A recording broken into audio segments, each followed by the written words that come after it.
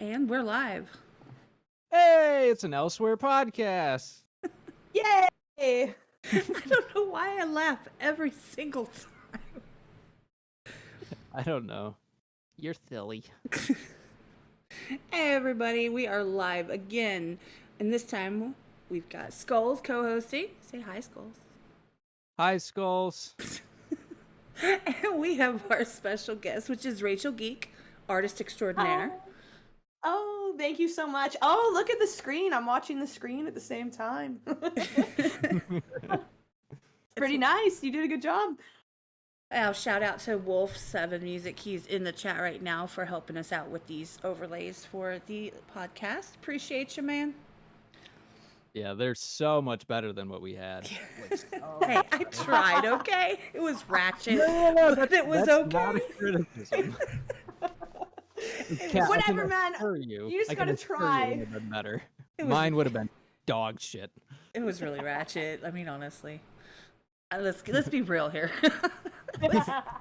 Like, hey, scrolling text, let's go.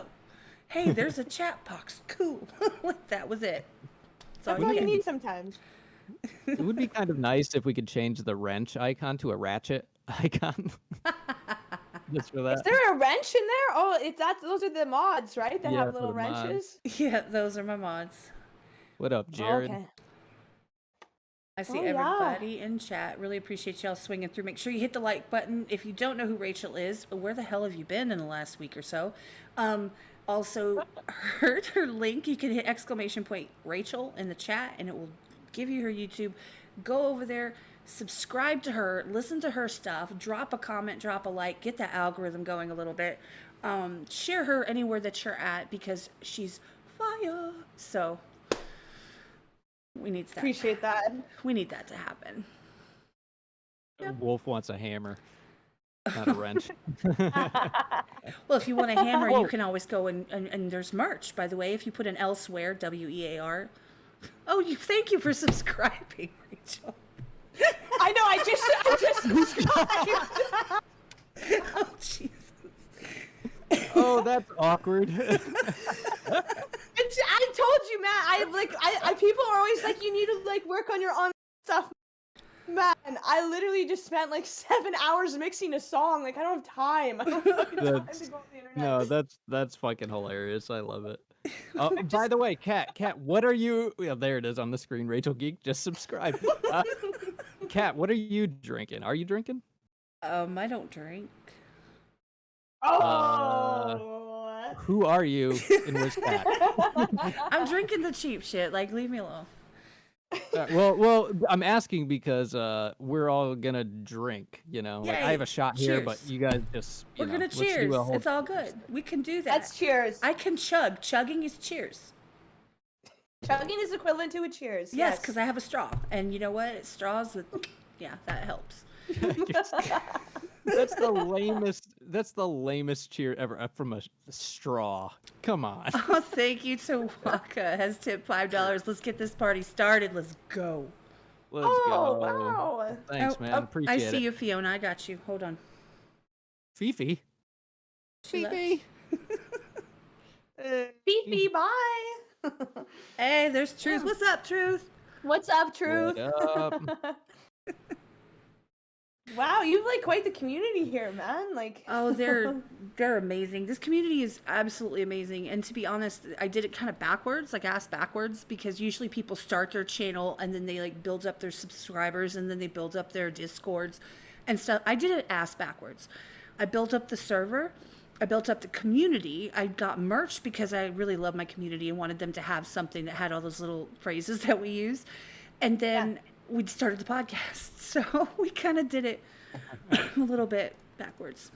Yeah, but it worked. It's working out. No, absolutely worked. And it was so arbitrary how it started. It was totally it was in the middle of the night. Kat was drinking. We were talking, and then she was like, "Oh shit, we're live!" And I was like, "What? What do you mean we're live?" She was like, "We're just talking. We're live." And I was like, "Oh, okay." I was like, let's try how this, it see what started. happens. What's up, Chill Rock? Chill rock. I see everybody in here, honestly. Yes, So many Spazzy was people here. here. There's 21, I think. We got 22 and 22 likes. Everyone hit the like. It's Thanks, because we guys. know what to do. Like, this community knows what to do. If you're going to jump into a live with somebody and you're going to watch, you just hit the like button because it's all love, right? That's just kind of par for the course. Just saying. Hell yeah.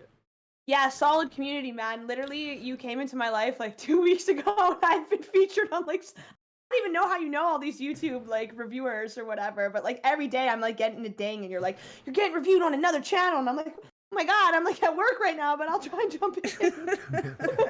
Which you never have to show up for. Like, if you can, that's awesome. If Oh, you I can't, always want to. I always want to. right, and I understand that, and that's the thing is, it's like I give you the opportunity. Hey, Annette, that's my bestest friend from like ever. Oh, Annette, hey. But Oh, somebody else just tipped. Wow. oh, Wolf 7 Music tipped $20. Rachel Geek is fucking straight fire. Oh, Oh, thank yes. you. Absolutely, absolutely true. Right. Hands Oh. down. Like, I think you underestimate the things that are you. Like, how much with people would just, I don't know what to say. Like, how if they do just hear, if they just stop for 2 seconds and had an opportunity to hear you, every single person thinks that your music is fire. Even people that don't listen to the type of music that you do usually, they still think you're fire. My mom thinks you're fire. my mom likes your shit. Like, and my mom doesn't like everything, right? Like, she likes some of Tom's songs, you know, she likes like one of yeah. Nova's songs, and then she likes, I sent her the loop station zombie one. She liked that. She thought Oh, it was- nice. she didn't know what she's like. What is the thing that she's blowing into? It's like in a chord. She didn't know what that was. I've never seen it either. Oh, it's a melodica. I have it right here with me. But yeah, it's a melodica. It's like a little piano, and yeah, you blow into it. It's like a harmonica piano thing. I thought, like, to me, it was more like an accordion, sort of, kind of. It sounds like an accordion, but like.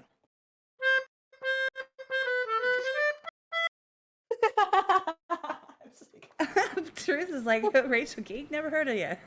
You don't know who you are. Oh yeah, whatever. No, I'm just kidding. I'm just kidding. No, never but- heard. Never heard. Well, yeah, that's okay. But I think people underestimate, because here's the thing: is like, I heard the song with Nova because she was pushing you in her, it's like she dropped you in her Discord when you first joined. I know. And I that know. was She's been awesome. amazing. But Yeah. then, how would it even happen? I don't even know. But somehow, some way, and then I ended up hearing, like, I heard a couple other songs, checked them out, and we start talking, and then I start actually like diving into your music a little bit. I was like, holy crap, this girl is fire. And then I saw you on that live, and I was like, holy, you rap, you sing, you play instruments, you mix, you master, you make beats. Other than social media, what is it that you can't do? My laundry. No, I'm Same. working on it. Emotionally regulate myself. There's a whole list of shit I can talk. But no, I mean, I don't know. I grew up like playing piano my entire life, so I actually gave up on music for a long time, and then I don't know. I just want to do all the things. I think I just like I have a mental illness, right? So like I just kind of like transmute that into the music. So it's kind of like all the mania just goes into all the instruments. Well, Now, you know, Rachel, honestly, can I ask you why you took a hiatus from music? Oh man. Loaded question or loaded answer. Well, okay, so I played piano, like classically trained since I was like 4, and then I like totally gave up on it when I was 16 to like 23 because I went to boarding school and got sent there, but I learned how to play guitar there. But when I came back, I was like, yeah, pretty much I just gave up on music because I just didn't think I was good at it, and I was like, no, like this isn't for me. I fucking suck. I can't do this, and I partied my face off for like years. Like I Oof. probably should be dead, but I'm not, so I'm still here. And then I literally had a mushroom trip when I was, a little older, and then I picked up a guitar and I was like, I'm supposed to be a musician. Well, I mean, you get a lot of epiphanies when you're under that kind of influence. Allowed to talk about that? Like, is there Yeah. a line? Well, I mean, if you're sitting here encouraging people to, join you on your magic trip, then no, that's probably not going to be it. But no, obviously, yeah, no, I'm not doing that today. But I'm just saying, like, there are benefits to that stuff if you use it with intention. You know what I'm saying? Like, I completely understand. It was like life altering, but like, no, I am not eating mushrooms tonight. If that's what you're asking. No. Here's the thing. Here's the thing about like this channel specifically. And cancel us. We're cool with that. Like, please, get me go viral by getting canceled over some stupid shit. Please. I'm good with that. No, but we won't apologize. No, the thing is that this is talking with you. This is a conversation wherever it may go, whichever direction it ends up, whether it's about anything under the sun, and we've gone all over the place with our conversations. The thing about our community is that we 100% believe in, like, I personally did mushrooms once and I wanted to die. It was horrible. It was the worst thing in my entire life. Oh, I'm so sorry. Yeah, so, that's valid, man. You know what I'm saying? But that doesn't mean that invalidates what you think. And I don't have to agree with like, hey, if you smoke weed, I don't. That doesn't mean that you're any different because you do, or I'm any different because I don't. And I'm not going to judge you for it. Just do your thing and speak your mind. And it's respectful. That's how conversations should be. There's no arguing. There's no trying to convince anyone that your opinion's better than someone. It doesn't matter, because that's not what this is about. And, that's what we strive for in the community and on this channel and all of that stuff. So. Oh, dude, I live for that. So, you know what, there's a term for that. It's called dialectics. And I'm secretly forming this underground collective called Dialectics. And it's exactly that. It's like two opposing opinions can exist in one place at one time, right? Like, yeah. And we don't have to kill each other over it. Do you know what I mean? Like, you didn't like mushrooms. I fucking love them. But it's not like I have to, try and emotionally regulate myself by making you fucking like them too, right? Exactly. I live and breathe that, man. That's why I did this podcast, because of that vibe, that exact energy. I love that. I think it's so important, and I think the world needs that right now. Oh no, thank you, Diesel Water. Holy, really a monthly? That's a first. Wow, thank you so much. Appreciate you. Yeah, but it's because you're awesome, Kat. You're hell yeah. Good. This is awesome. Well, this point in time of this channel is cool because it's all the firsts. Everything's a first, right? First big donos, first consistent donos, first consistent viewers, first subscribers, first 5,000 views, first 1,000 views. It's all the first. It's all those first baby steps, right? That's the point. It's fun. It's enjoyable. And I get to share it with everybody that's here.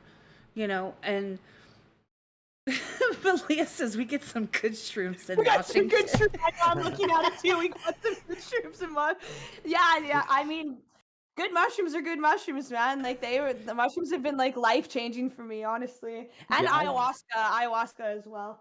I've never tripped. I've never tripped on mushrooms. That's okay. But I microdosed them, and I thought that was pretty beneficial for me.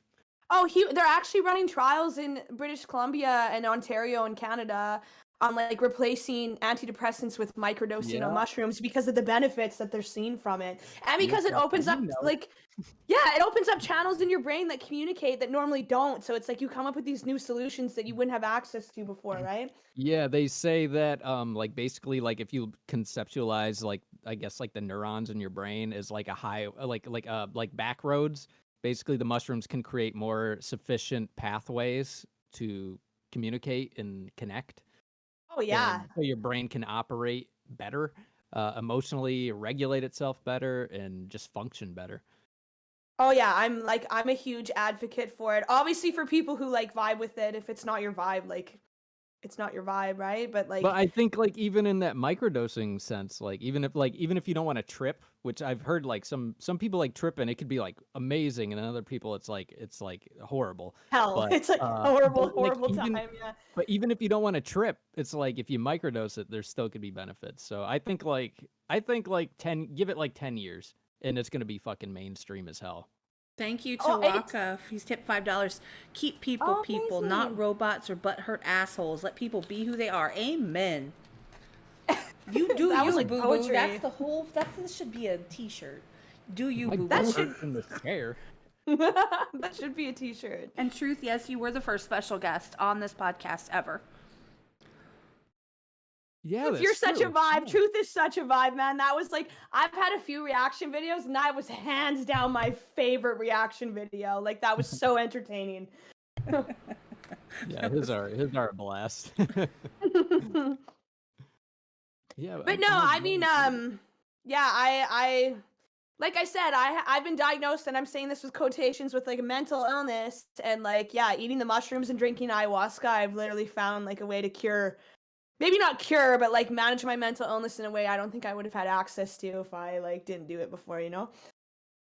Yeah, no, I respect that because I mean, like, okay, so my wife's brother, I guess, what did he have wrong with him? I forget. But basically, when they were kids, they tried to put him on a bunch of pills, and what happened was it led to him having a bunch of seizures.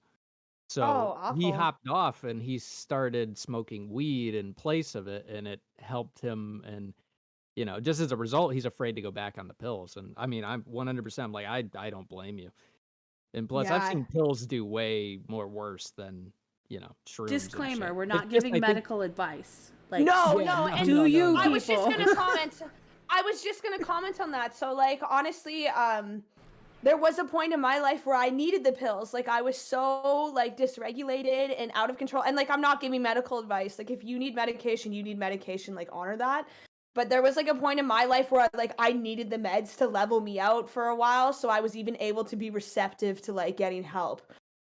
Like, I wasn't even receptive or open to getting help because I was so like fucked in my head. So the meds kind of just like level me out now. But I think it's gonna evolve in the future to like incorporating things like mushrooms and like even LSD and stuff into like, I don't know, fixing the problems in your head. But like, I have friends with schizophrenia that like they need their meds, right? Like I used to be like, no, don't take any fucking meds. But then I realized like by giving that advice online, like I was compromising a lot of people's like well-beings.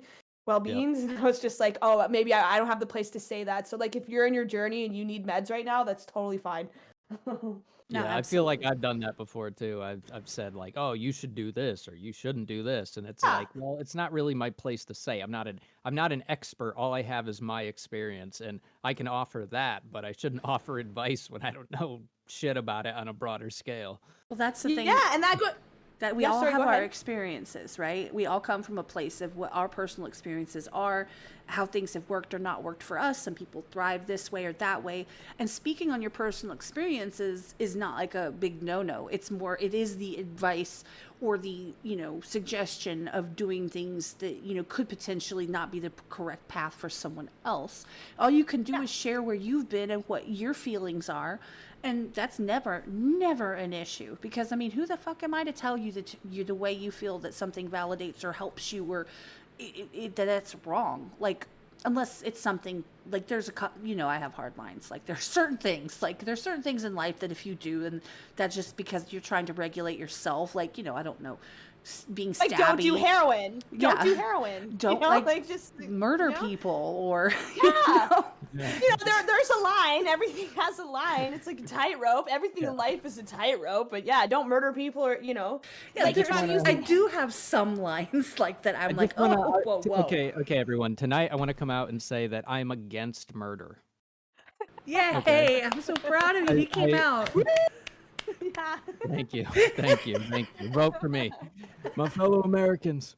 My fellow Americans. I She's will not Canadian murder. though, so Where do you guys live? By the way, where do you guys live? I think I asked before, but I forget. Like, what state do you guys live in? Where do you live? I don't want to say. I hate I my was state. muted. Why? I'm in Canada, Texas. bro. Like, what do you mean? I'm in You live in Texas. I am super proud of being in Texas. I'm outside Houston. I freaking love it. I wasn't born here, but I got here as fast as I could. Oh, okay. So I grew up in Alberta, which everyone calls the Texas of Canada. I have never heard that, but I'm gonna Google that later. It's a Canadian thing. No, a lot of Canadians say it. They're like, oh, Alberta's like the Texas of Canada, because like, I don't know, we're similar in some ways for sure. So I actually don't mind Texas. I've only been to Houston once. I think I just did a layover there though. I was only in the airport. But you guys have big bags of chips, is what I remember. So Man, that's your identifier. Is a Texan. It was like Texas-sized bag of chips, it was like Texas-sized personal bag of chips, and I was like, this is like a fucking family-sized bag of chips for me. I'm gonna eat all of it. Spazzy is you completely haven't- correct. She said she appreciates the authenticity of knowing when you're possibly overstepping in someone else's path. 100% hands down. Yes. Yeah, and I think sometimes when people like advice give on the internet that don't have like the credentials to back it up, it's like an egotistical thing, right? It's like, yeah, I'm not a psychiatrist. I shouldn't have be the telling answer people to the like, stop taking your universe. meds. I'm not like qualified to tell someone to go off their meds. Like, no, absolutely not. I don't want that responsibility. Look at Yeah. Truth Skull. Say that shit. Say that shit. Where are you from, bro? Where you from, Skull? Where do you live, Skulls? Where do you live? All right. Well, I mean, I was gonna say too. At least, at least you have an identifier from Canada. I live in Connecticut, so there's literally nothing out here. And I mean, I crap on my state a lot, but at the same time, it's like, it's mostly because there's so much untapped potential in it, and like nobody shows up for each other. You know, and that's why I love this community here, because people show up, people give a shit, people support each other. And I think that's why I'm so grateful to have met Kat and formed this community. And well, not formed it. I mean, I for real, she did most of the work, but I'm grateful to be a part of it. It's a great community, honestly. Well, we have, by the way, if y'all want to join either the Skull Street Team or the Geek Squad. Oh, the geeks. I mean, like, what? You guys fucking slap. It's in the Discord. You can go to reaction roles and you can sign up for alerts. So we ping people when they're being reacted to or when something's going down with them, so that we can all show up and like, throw our weight around and all like flood the chat and stuff, because we do that and it's kind of fun. Anyway, that's in the Discord, !Discord in the chat if you want that. Everything's in black and white in Skulls Town. They ain't got no color yet. I mean, he's not wrong. It's I mean that's kind of the mark of evil, though. Like if what you is film Connecticut something like? Like, how many people live there? I'm looking at a picture of Connecticut on a map right now. I think it's literally like the population is like maybe 2 million. Of all of Connecticut. Yeah, it's really, really small. Yeah, there's not a lot going on. It used to be a really good state though. Like it really used to. But when I say used to, I mean like 30 years ago. But like 30 years ago, yeah. Yeah, no, like it was like one of the top states to like live. Like everyone who retired, they wanted to go live in Connecticut. But now, everyone's just run away. It's basically everyone goes to Florida. Which I don't blame. I mean, we got the beach, so. I ran from Florida. You ran from Florida. Why'd you run? I know a couple people from Florida. I know a couple, and they're wild animals for sure. No, I took off from Florida. It was nothing. It was bad juju down there for me. Really? Mm-hmm. Really bad part of my life. But it was a good part because it got me to the point where I was done with, that part of my life, and I was gonna, save myself and my children and get the hell out. And I don't regret a minute of taking off, of leaving. It was really, like I said, it was really bad juju, like going into certain towns where, just all the bad vibes, like when you hear music and you're like, oh, it gives you that vibe, like, oh, in a negative way, because it reminds you of something negative in your life. Yeah. Like, it's kind of, there was towns like I would not go in there. I had no reason to be there. I didn't want to go back. And when I left, I have no intention. There's some places I'd like to revisit, but to the places that I lived and the people that I was around, much love, happy trails. Nice knowing you in my life. Like, bye. No, I mean, I think it's good to move. I moved provinces in Canada because of, I don't know, that exact thing. I was just like done with the city I was in, so I moved like provinces over, and it's been like life changing for me. I think it's important to do if you're like going through some shit. But I know that a lot of people absolutely love or hate it. It's just the way life goes. I mean, there's places that people like are their destination places, which is great. Just don't go to podunk towns in the middle of nowhere. Like Just to don't go do to that. Rachel, Nevada. Do you know the town called Rachel, Nevada? I've never heard of it. Yeah, it's the closest town to Area 51, and it's called Rachel. So I course really it want to is. go there. Yeah. But no, that's good, man. I mean, I've never been to Florida, so I know it's like I don't know, is it a party state? I know that like people party on the beach there a lot, but Well, I was like 40 minutes north of Panama City Beach. And then when I moved, I was 40 minutes north of Santa Rosa Beach. So I was in the Panhandle area. In like these tiny little towns, there's this place that's called Ponce de Leon Springs. And it's not Ponce de Leon. Trust me, you'll get completely burned if you say that in that town. Because that's not how you say it. It's Ponce de Leon. And it's a national park. It costs $4 per car. Beautiful crystal clear water. You can walk through through the whole thing. There's fish and stuff. You can like walk through the trails. There's like places to dive, and it stays the same temperature no matter what time of year. It's amazing. It's beautiful. Like, and it's one of my favorite places to go. And before Hurricane Michael, Panama City Beach was great. I don't know. I haven't been because I left right after Harvey hit Houston. I came to Houston, and then Michael hit right where I had been previously. So I was like, woohoo. oh wow. I missed two Woo, big got you hurricanes. Let's go. I've never been in a hurricane, so I don't even know what that's like, but really happy you didn't get caught up in that, dude. Me too. Yeah, that's what I thought. I thought it finally came back for her when I heard her washing machine go off. I was like, oh my god, there she goes. Is that Hurricane Harvey in the background right now? Here I come.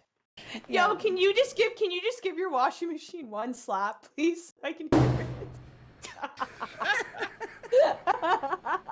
It deserves it. Thank you so much. However, Yeah, it does deserve it. No, I love it. I live for this. That's great.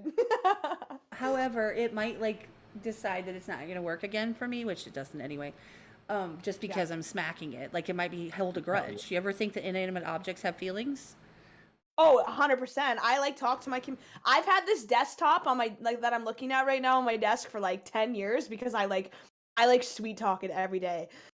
I'm just like, you're doing real good. You're doing real good. You're going to hold it together. You're doing a good job. And I think that's why it's lasted so long. I gotta do that because like the other day, like okay, so my car radio, it used to do this thing where one of the speakers would go out and it would only be on the left side of my car where music would come through. And it didn't happen for like 2 months. And then I was like talking to someone and I was like, oh yeah, like it hasn't done that in forever. It's good now. And then the next day it fucking went out. And I was like, what the fuck, dude? I jinxed it. Like No, got I cocky, swear they dude. hear I it. totally got cocky. I'm a huge believer in like frequencies and stuff, and like I don't know where in the computer, but I know there's like actual crystal inside of like computers and stuff. So like when you speak to it, it hears you, man. Oh, that's the FBI. Man. It's the That's government. the FBI. Yes, yeah. I think you have The that FBI. twisted a little bit. No. It's the artificial intelligence that's just like literally there to try and sell you shit. Wash It's your a lives vampire matter. humanoid. Wash your lives do matter. Yeah, I know. I saw that Wash Your Lives Matter. I was like, that's a good one. Fiona, thank you so much for coming through. I love you, sis. Oh, bye, Bye, Fiona. By the way, guys, I already did my cheers with myself, so. Oh, I've been Oh, okay. cheersing the whole time. Listen, I don't drink like I hardly drink like ever. So this is a big deal for me today. A special occasion just for us. I'm proud.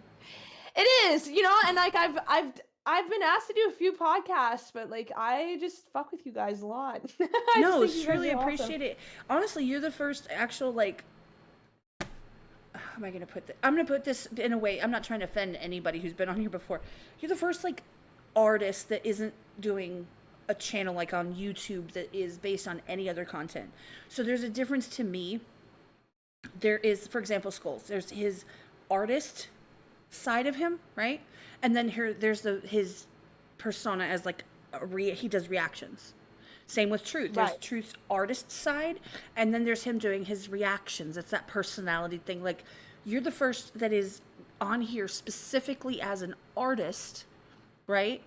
That doesn't have the content creation, like you don't do the videos in any other way unless they're your music videos, which is not saying anything positive, negative, or in between about anyone else. It just is a specific, you're the first person who is specifically an artist that has been on here, and we're freaking thrilled. We've been waiting, so excited all week. We've been going crazy. Excited all week, man. You, like I said, I literally met you, and like every day I get a ping, and you're like, you're getting reviewed from somebody else on YouTube, and I'm like, oh, okay, like what did I do to deserve this? That happened to me for like the last month straight, just constantly getting pulled into things. I'm like, it's incredibly overwhelmingly positive though. It is, honestly, and to hear like people say these things about my music and then like use it as like their theme song and stuff, man, like I can't like Kat, like you've helped my numbers like increase so much in the last like couple weeks. That's why I was like, can I pay you? Like, that's not me. That's that's people hear your content, they hear your music, and they're like, oh my god, this is awesome. That's people in the chat are like, because the people that I bring, let's for example, we already know your music. We're already subscribed, most of us that I'm aware of, and so those new people are people that hear you and are like, damn, this is awesome. Hey, Nick. Three badasses, one podcast. Let's fucking go. Yes. What's up, Nick? But yeah, I mean, it's your music. It's just getting people to, it's just name recognition. People don't know who you are, and there's no way they're going to know who you are unless they hear you. And it's just that thing where like someone later on is like, hey, did you hear or have you heard? Oh, I know who that is. Oh, what's a new unique person that we could put on here? And suddenly they're like, oh, I remember her, or I remember him, right? Because they've heard the name. It's that name recognition. They might not remember exactly what you're known for, but they recognize you because they've seen it. There was a lot of positivity, and they rocked with it. And then all of a sudden, more people start requesting and people start sharing it because it's just different and people haven't heard it before, right? It's a snowball. I hate making snowballs because they're such a pain in the ass to start. But once you get them going, it's like, or a rubber band ball, whatever you want to compare it to. It's just getting that foundation in the middle with not a rock because that hurts people. But like you get that in the middle. Oh, yeah. Oh my God. I was like, yeah. I'm just saying, and then it takes on a life of its own, and it just keeps going and building, and you push it on your side. I push it where I can. The people that have heard of you that rock with you, they make a comment one time around people that didn't know, and someone goes and Googles you. It's that simple. That's how it works, and that's what the whole community is about, honestly. Well, it's so funny. Like before I jumped in Nova's Discord, I was like talking to her like, I don't know, a couple weeks before, and I was like, I'm gonna quit music, man. Like, I hate this shit. And she, like, totally pulled me out of it. And she was like, go on my Discord. And then I wasn't expecting her to, like, gas me up like that when I went in the Discord. And now I'm here. Well, that's the thing is, like, Nova's very, very, very supportive. Honestly, I wish people understood. Like, when I dropped Come Talk to Me with her, man, like, I was homeless. I had literally just gotten out of the hospital from trying to kill myself, and that song like dropped. It kept me alive. Like, I message her occasionally every 6 months, and I'm like, yo, man, like this song keeps me going. Like, thank you so much for doing it. But like, that was like life altering for me when I did that video. Like and then not only that, like she also like promoted it so much online for me and like invested money in it. And yeah, I can't say enough good things about Nova. She's like, I've worked with a few really successful, famous people, and she is hands down one of the most authentic ones I've worked with. So I'm not going to disagree with you there because I mean, I'm not an artist. I don't have like content music out there to put me on just any kind of level whatsoever. For somebody like her to, have a conversation with, her fan base, with people that rock with her, people that want to be supportive and help her, it's mind-blowing because she didn't have to do that. She could be a stuck-up jerk if she wanted to. Anybody could. But she's so authentic and so concerned and so helpful. but she's also been burned so many times, so she keeps people that don't treat her like crap close. I feel. I can't speak for her, but in all honesty, she's just a really good person, and I didn't Yeah. until she mentioned it, like I didn't know about. Obviously, I'd never met you at that point, but that song's really good because when you listen to it and the second, third time you hear it, you realize kind of really what it's about, and really what the message is, and how soul wrenching it kind of is. Like Oh. how I mean, not to say dark, but it's kind of sort of like when you're in that dark spot. Like it's very positive. Well, but I sat on that song for 4 years, and it's so funny. Like, I pitched that song to Nova like before Tom blew up. So like, she had made a post like years ago, being like, I want to collaborate with people, and I like totally reached out to her, and I was like, hey, I used to think I hated you, but I was just really jealous. And then she like hit me back, and I was like, holy shit. But I had literally sent her like song after song after song, and as an artist I knew that she wasn't like vibing with them the same way, and then I sent her that song, and she had that hook back to me within the hour, and I was like, okay, this is it. And then I sat on it for 2 more years because I was like, I'm too scared to release it, you know. Wow, that's crazy, but that's awesome. But it was though.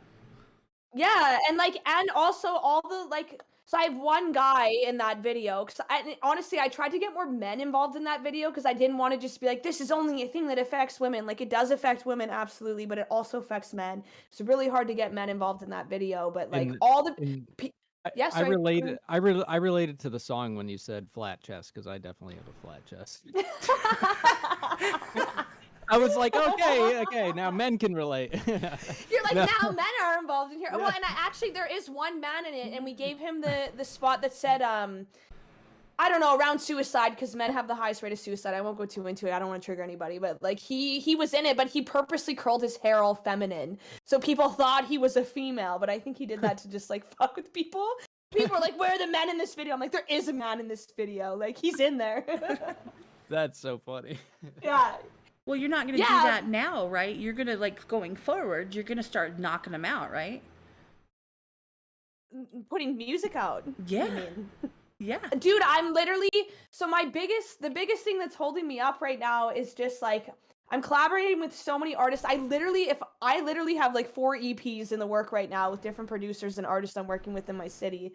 And then I have like, it's so hard to like work a normal job, and then I like literally will work 8 hours a day, and then I'll come home and work in my studio until I like literally collapse. So I'm trying so hard to finish the content that I have to put it out. But yes, I have literally like 3 albums worth of music that I'm like working to put out right now. I just want to do it like properly, because I keep putting stuff out and then I don't like promote it at all because I suck at the online shit. I suck at social media. So I just kind of like release it on like a Sunday night at midnight, and I'm like, oh, nobody listened to it. And all my friends are like, yeah, because you released it at Sunday on a midnight and posted about it once. Like, what did you think was gonna happen? I mean, honestly, though, I mean, you've got to, that's one thing that you've got to really double, triple, quadruple down on is promoting your own stuff, pushing your stuff out there, putting clips of it on your stories, put posts out there, put your community posts, drop the link in people's Discords and stuff. I mean, you've got to, if you want people to some people just don't catch the notifications, and especially on Sunday at midnight, they're not going to catch them. But you just have to get your own stuff out there and say, look, I've got something coming out. Come, show up, check it out. Tell me what you think. And people love to give their opinion. So you offer them an opportunity to give their opinion on something. Psh, shit, they're there. They're right there. But honestly, dude, the last week of you doing this has like instilled a confidence in me to like for the next few songs I'm releasing. Like, I shot a video at Duck City. I'm always like going on about Duck City. There's this place in my city where there's just like a million ducks in one spot. They're there all the time. I shot a video at it. It's pretty dope. But the last few weeks that you've been like pushing me has like instilled this confidence in me to like actually really try. So just know that like you're impacting people, and I'm really grateful for it. I appreciate that. I mean, Yeah, I can double down on that one, Kat. Real, I tell you honestly. that all the time, so.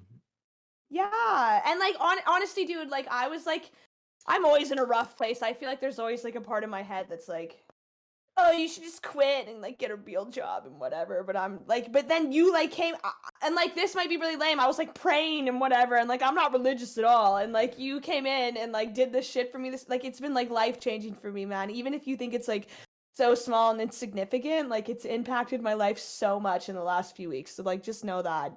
Like you're a gem. I see 100% why Nova Rockefeller follows you. Well, I really appreciate that. I mean, like, I tell you guys both, I mean, it's the support is something that I believe in 100%, you know, with no strings. Like, there's no strings attached. Like, if you were like, had a different path in your life and you decided tomorrow that you were going to just kind of go AFK for like, you know, 2 years and I didn't hear from you, then it is what it is.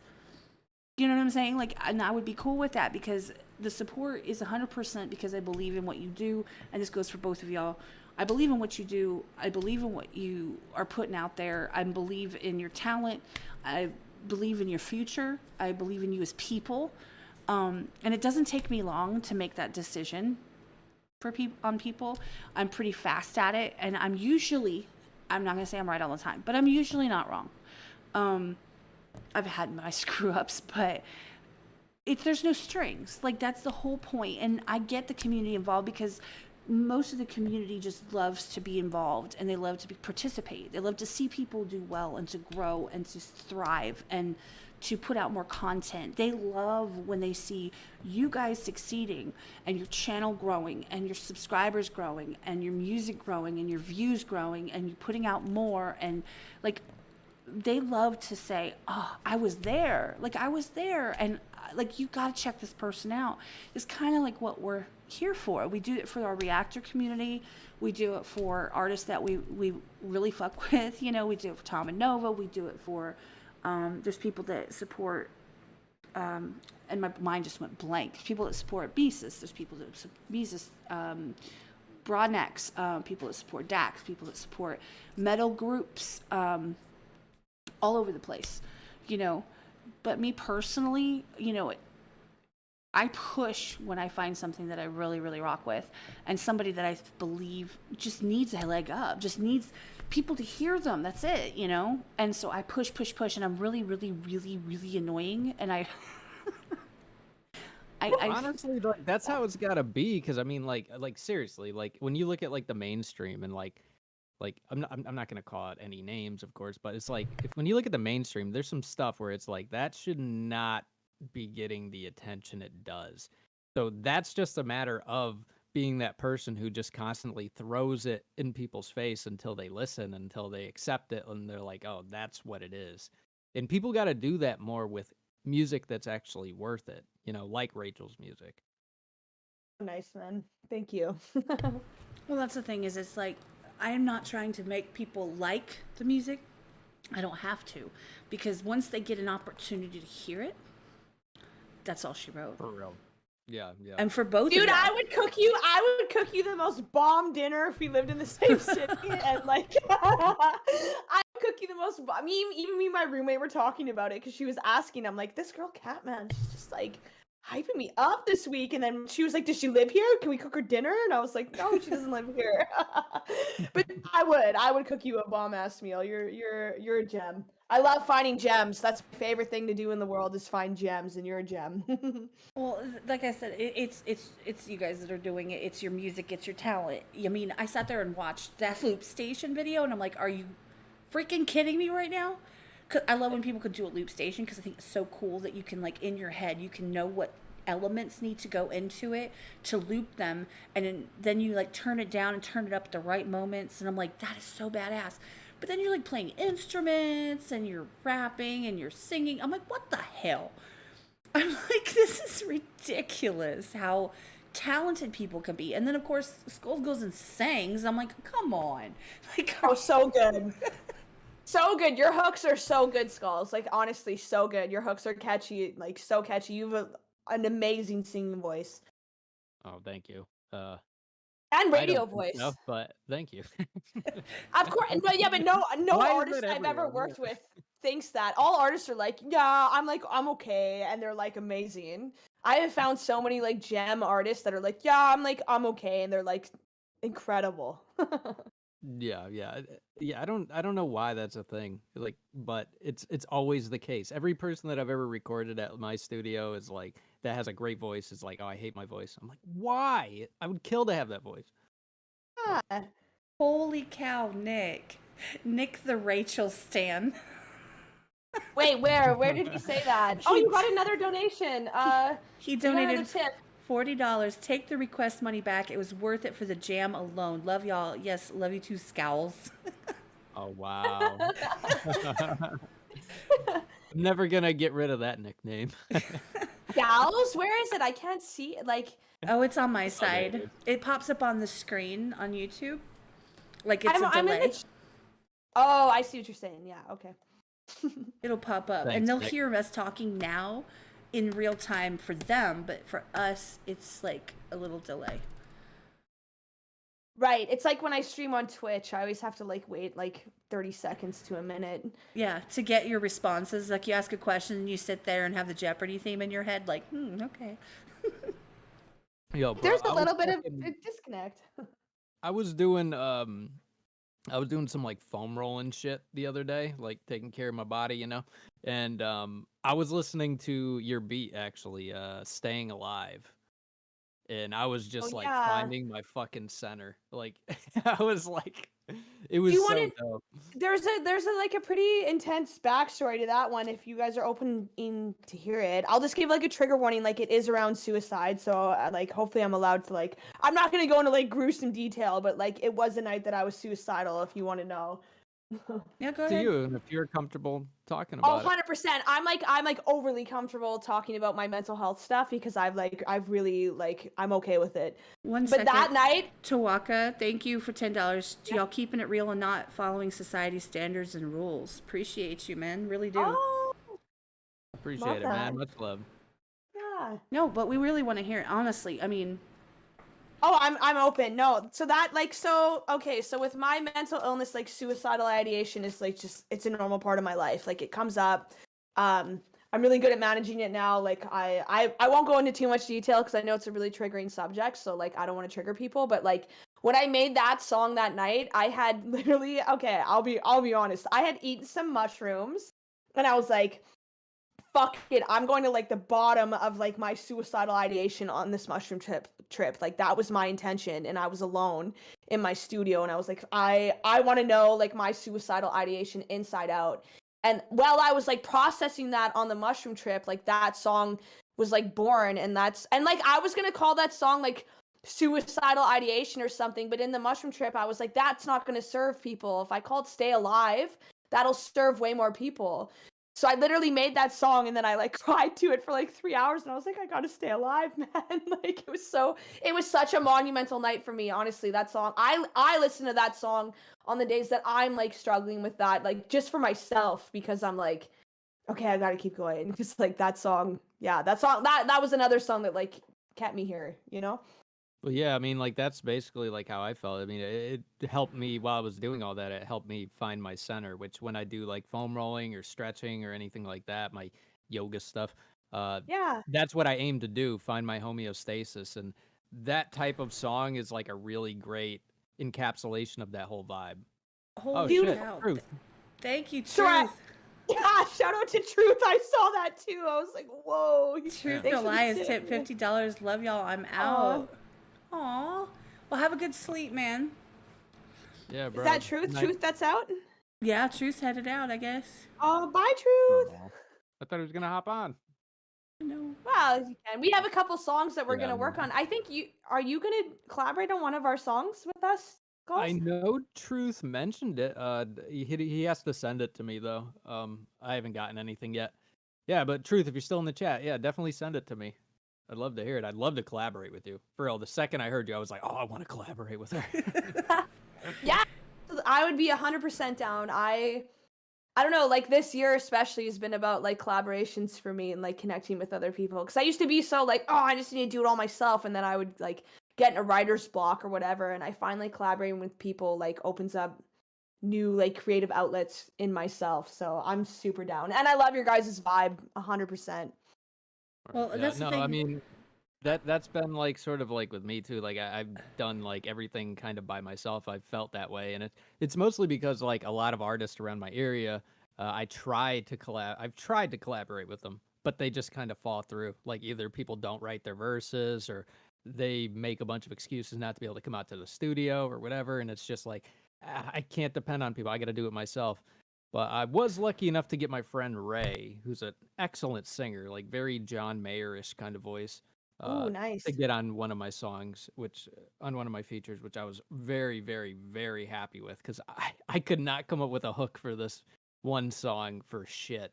And then I just gave it to him, and like 2 weeks later, he was like, "Here's my idea," and I was like, "Oh, that's fucking it right there."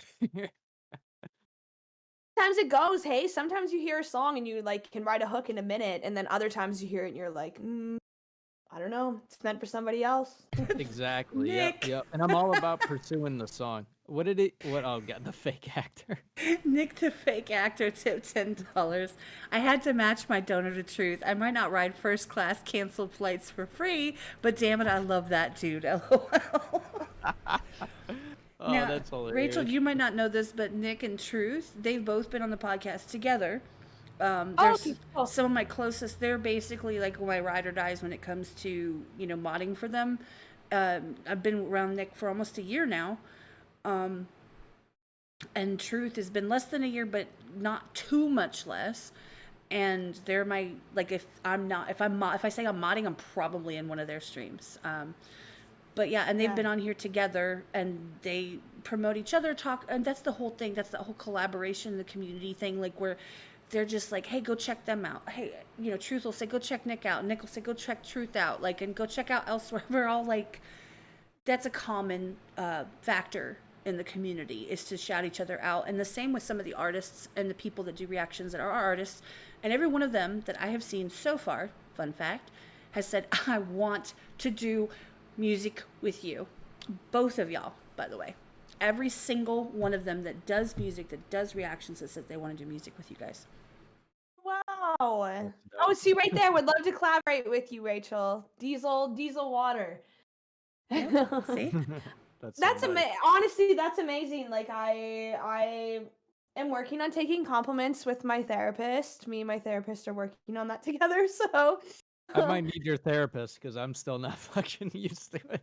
it's weird, man. People like come up to me at shows or like on here and they're like, wow, and I'm like, it literally makes me like contort my body. I'm like, I want to throw my body through a window right now, but I know that's not like healthy, so that's why I have a therapist, Just jump out the window. Yep. Yeah, someone's like, you're dope, and I'm like, oh, I'm gonna jump through the window. Yeah, Nick wants to I hop find in myself. a video.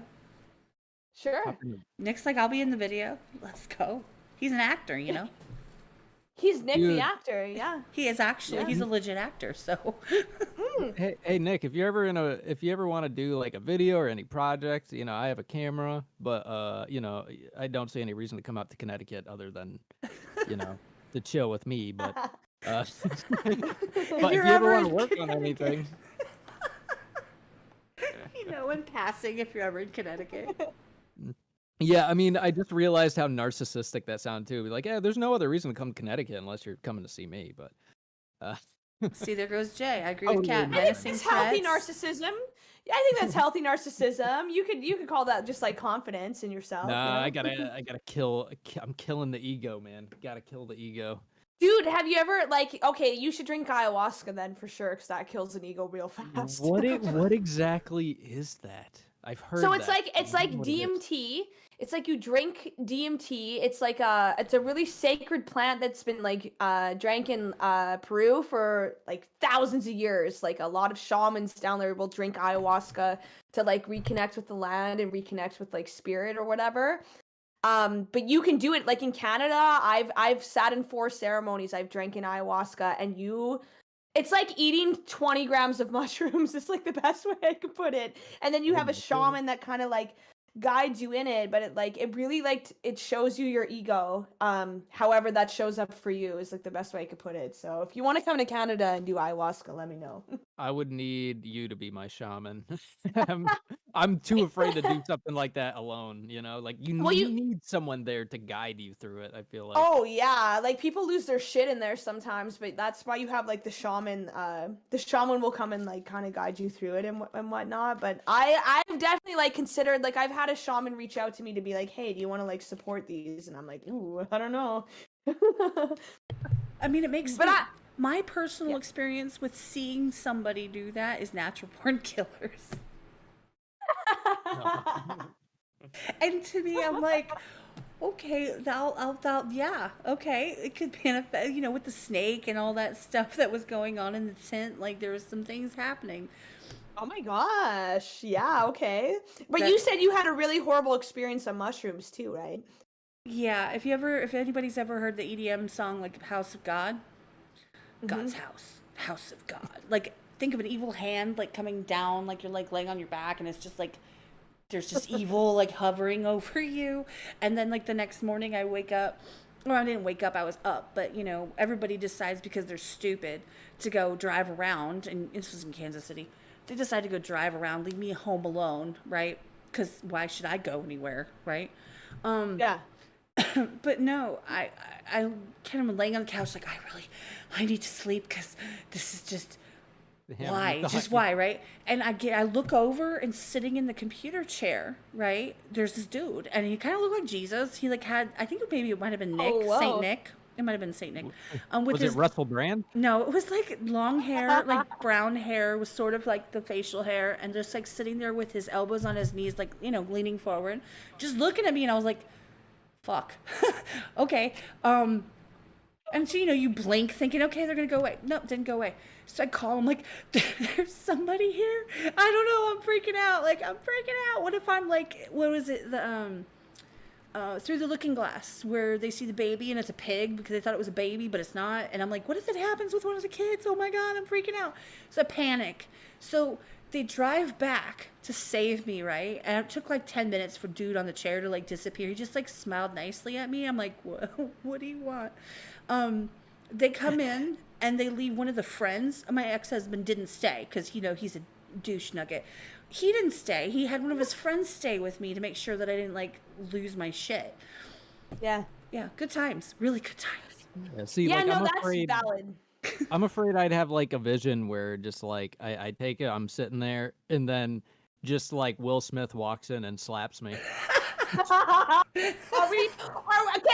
Okay, listen. I wasn't sure if we were going to touch on the Will Smith shit, but it seems like we are. So just an opinion. What is everyone's opinion on the Will Smith situation? I really need to know. I think me and Kat are pretty much eye to eye on it. We're here for the Right. memes. Yeah, we're here. Yeah, we're here for the memes. That's for damn sure. I didn't even weigh in on it for like 2 days just because I was just having so much fun with the memes. Well, I mean, like, I don't know. The way I saw it was like I don't know. It's kind of a complicated issue because, like, at the end of the day, I mean, you don't hit people, you know, especially for like a joke that mild. But, Valid. Yeah. I think Will Smith probably should have left Jada a while ago. Yeah. Oh. I feel like she's long pretty ass time. toxic. Yeah, I feel Am like I she's evil? pretty toxic. I mean, like a couple weeks ago, she was like talking about how she's so confident in her hair, she's rocking it, she loves it, and then that happens. I was like, I don't know. I Honestly, feel like he's wrapped around her finger. my favorite And meme is especially- the dude that she was messing with and that says that you won't slap me. Yeah. By the way, there's a thread for that in the Discord server for this slap heard around the world memes. If you want to go check that out, feel free to join the Discord. Oh my god. There's a place for that. Like, just go. There's a ham. place for this. If you want to indulge, then go there. And by the way, that I'm a Will Smith fan. Like I love Will Smith, and I'm not a big Chris Rock fan. at all. Like I never really thought he was particularly funny or anything. I think he's Dude, a he good took guy. that hit. He took that hit so well. I have to say, like, he took that well. Yeah, and like he was in a position where he could not hit back, which is what makes it so much more rude to me, It would have been Like, great if they'd have like thrown down. yeah, like if that was me, if I was Chris Yeah. Rock, I would have tackled him off the stage. That's what Like, I'm saying. it That's wouldn't that's matter. why I think it's all fake. I actually, here's my official. Yeah. This is my official I stance kind of on it. agree too. I Okay, legit, I want to hear your official stance. I officially don't fucking care. I don't care. I don't care if they were happy, sad, if they pressed chart. I don't care. I don't care about the Oscars. Will Smith, the whole Jada thing and the fact that, like, it's like, oh, well, we'll stay together. No, I don't care. And, like, I don't care about celebrities as a whole. Like, to me, the celebrities in my life are not the celebrities in quote, quote, mainstream, like, Hollywood's life. That's not how that works for me. The people that are celebrities in my life are the people that I look up to and that I think are amazing and have talent. And it has nothing to do with me digging into their personal life and being all up in their business and knowing everything on tabloids. I don't care unless they get kidnapped by aliens. Please let me know. But It's like a kidnapped from aliens. Oh, bro, I fucking love you. Yeah, but I'm keep just going. saying, Sorry, I keep just don't fucking care. I don't care. I don't care. I don't care. Okay, it happened. The memes are amazing. Who cares? Like, Yeah, I mean, like, honestly, okay, that's honestly, my first thought when I saw that was like, why are we celebrating these people? Do you see what Nick just said? And Breaks my he heart talked seeing about that that stuff. on his Oh, live. yeah, breaks my heart seeing that stuff in my industry. Honestly, used to dream about the Oscars, and if it wasn't already losing value the past few years, it lost about all. Yeah, I agree. It's been crap. It's And like, sorry, I don't mean to interrupt you, but like as someone that's like mentally ill, like I can't imagine having like when I was like at the height of my mental illness, or like not saying that Will Smith is like mentally ill or whatever, but like at the height of my mental illness, I can't imagine or even fathom like someone like recording that and like putting it like out there for the entire world to see, like I don't know what that's like. Do you know what I'm trying to get at? Like that is like, and it's like it's wild to me how many people like pick apart this thing on the internet and like we don't actually know what's like going on within like their personal life, and like everyone snaps out at some point in their life. Like I don't know about you, but I've like snapped out a few times in my life. It just wasn't like aired on international television. I actually have something to say about that. I have two things to say first. First is Ben tip $3. Yeah, I think it's planned to make us talk about it. I completely agree. I think that they've lost all of their following and they're looking for an in. I just don't fucking care. Like, it doesn't make me want to watch it more. I don't want to know what happens. Like, what do you mean? now. Like the Grammys? Like the Grammys or the Oscars? Yeah. Oh, Oscars. See, I don't even know because I don't watch it that much. Grammys are I music and honestly Oscars don't are know. like movies and TV and acting and stuff. Right. The Okay, second that thing makes is, I specifically see that Jen is in the chat, and I want to say happy birthday to all the April 1st, the foolish babies out there. Shout out to y'all. I'm glad you guys are here. I hope Happy your birthday's birthday. going great. Rachel just had her birthday. I know more people's birthdays are coming, so. Jeez, yeah, happy birthday. Yeah. Yeah, happy birthday. Crap ton of 100%. birthdays.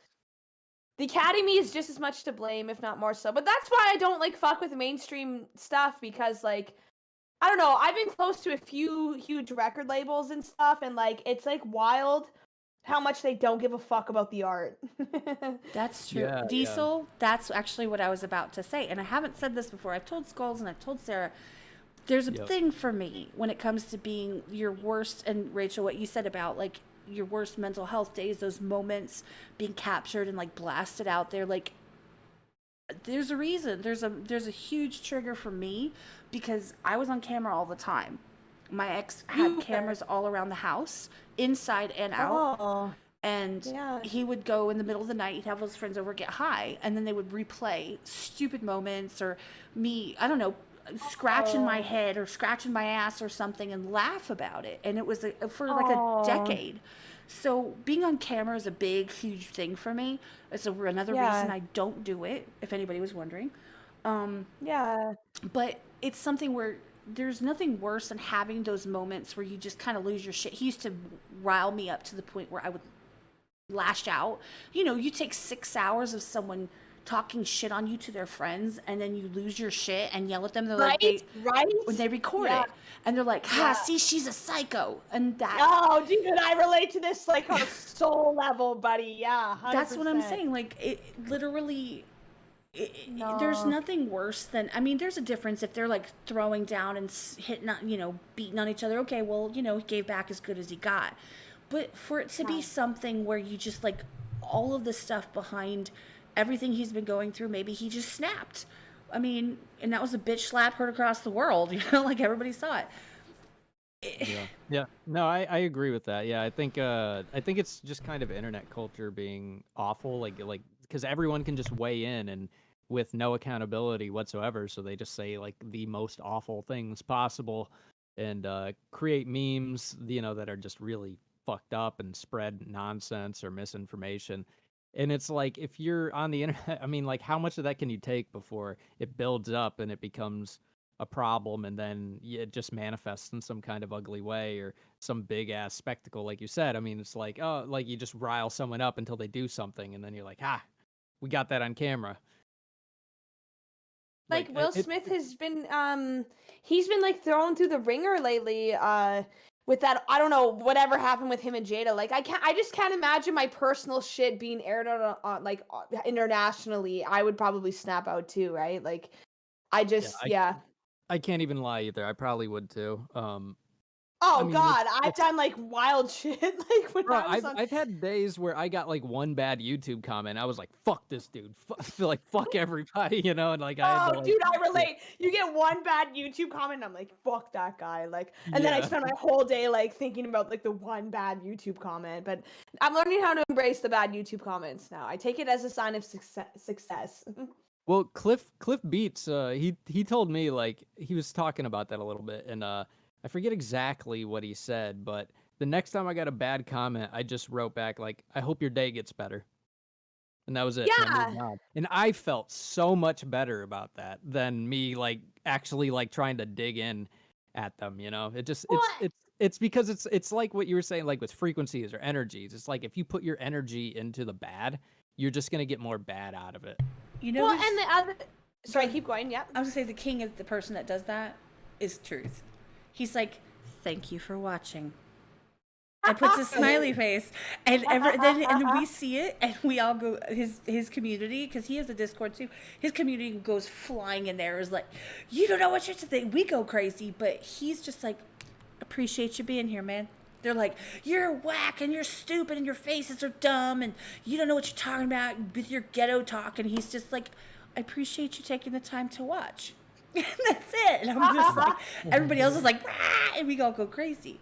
But no, but that's what it is though. But like, so I consider myself a pretty big philosopher. Like I love philosophy. So I like, like the way like daytime and nighttime exists, like there's gonna be shitty comments sometimes. And like I also take those shitty comments as an opportunity to be like, if someone leaves a shitty comment, like one time I had this song out a while ago and this girl left a comment that was like, "This legit makes me want to kill myself." And it was like horrible. And I was like, but I had a mushroom trip around it. And I was like, if it wouldn't affect me if I like didn't believe it. So like, if it's affecting me, it's because some level of me believes what they're saying. If I didn't believe what they were saying, it wouldn't affect me. So I like take those moments as like an opportunity to like practice like, oh, I don't believe that. So like, why would it affect me? Like, like negative comments are going to exist. And it's like delusional to think that like negative comments aren't going to happen if I'm like going to become more successful, right? Like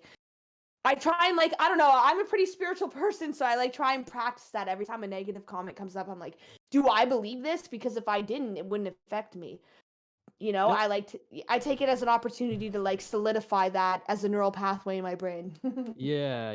I kind of realized too. It's like even if I get a bad comment, and if it's like if I act out the opposite way that I want to, like if I see it, I get angry and I want to type something mean to them. If I just act out the opposite and say something nice to them, it's like that's becomes my reality. It's like if you just act out how you want to live, it's like it becomes the reality. So, and I forget who said it, but it's like, what other way to exemplify like how you want to live than to just act it out. And if you just act it out, I mean, that just becomes your reality. So that's kind of what I've been trying to do with those. Just be like, okay, someone gives me something negative, I'm gonna throw something positive in it and balance everything out. Oh, I suck at that.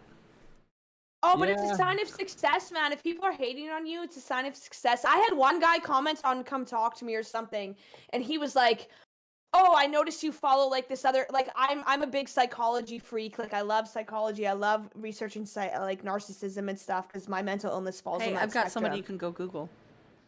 Okay, who? My ex-husband. Bars.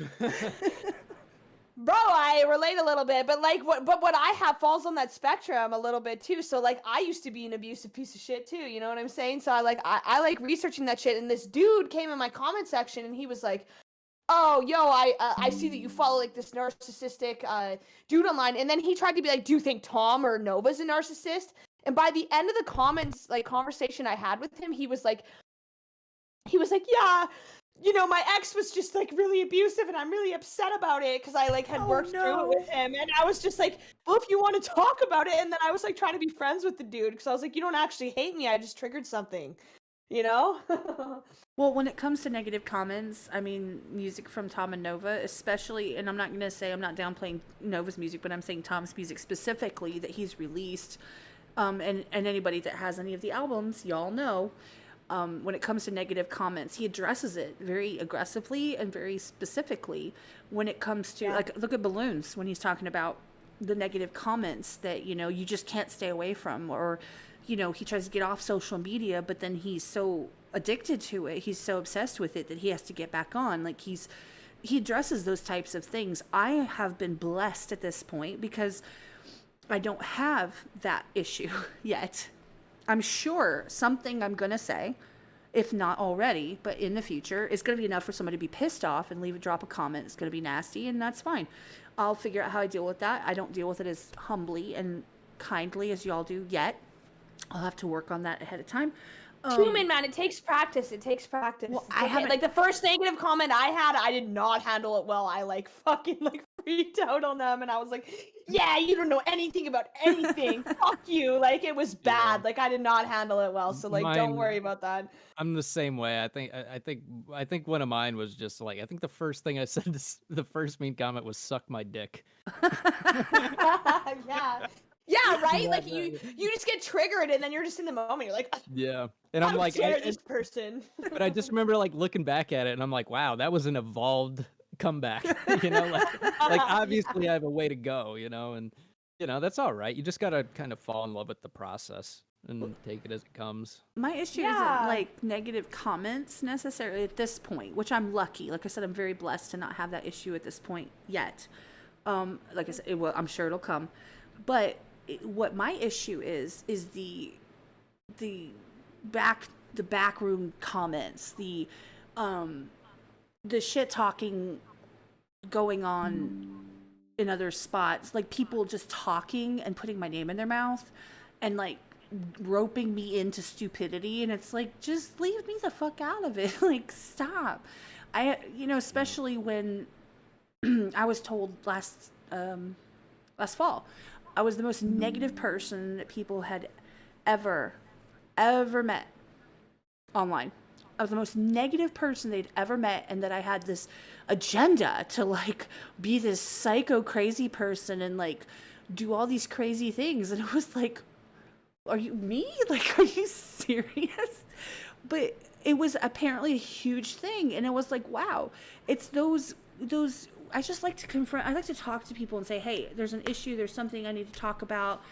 I have a problem, or there's somebody who said something, or you said something, or that made me feel some type of way, and address it, versus like getting myself or anyone else worked up and like try to attack them in mass or something, or like make up this huge storyline that isn't even true. I'd rather just talk it out and like move on. Life's too short.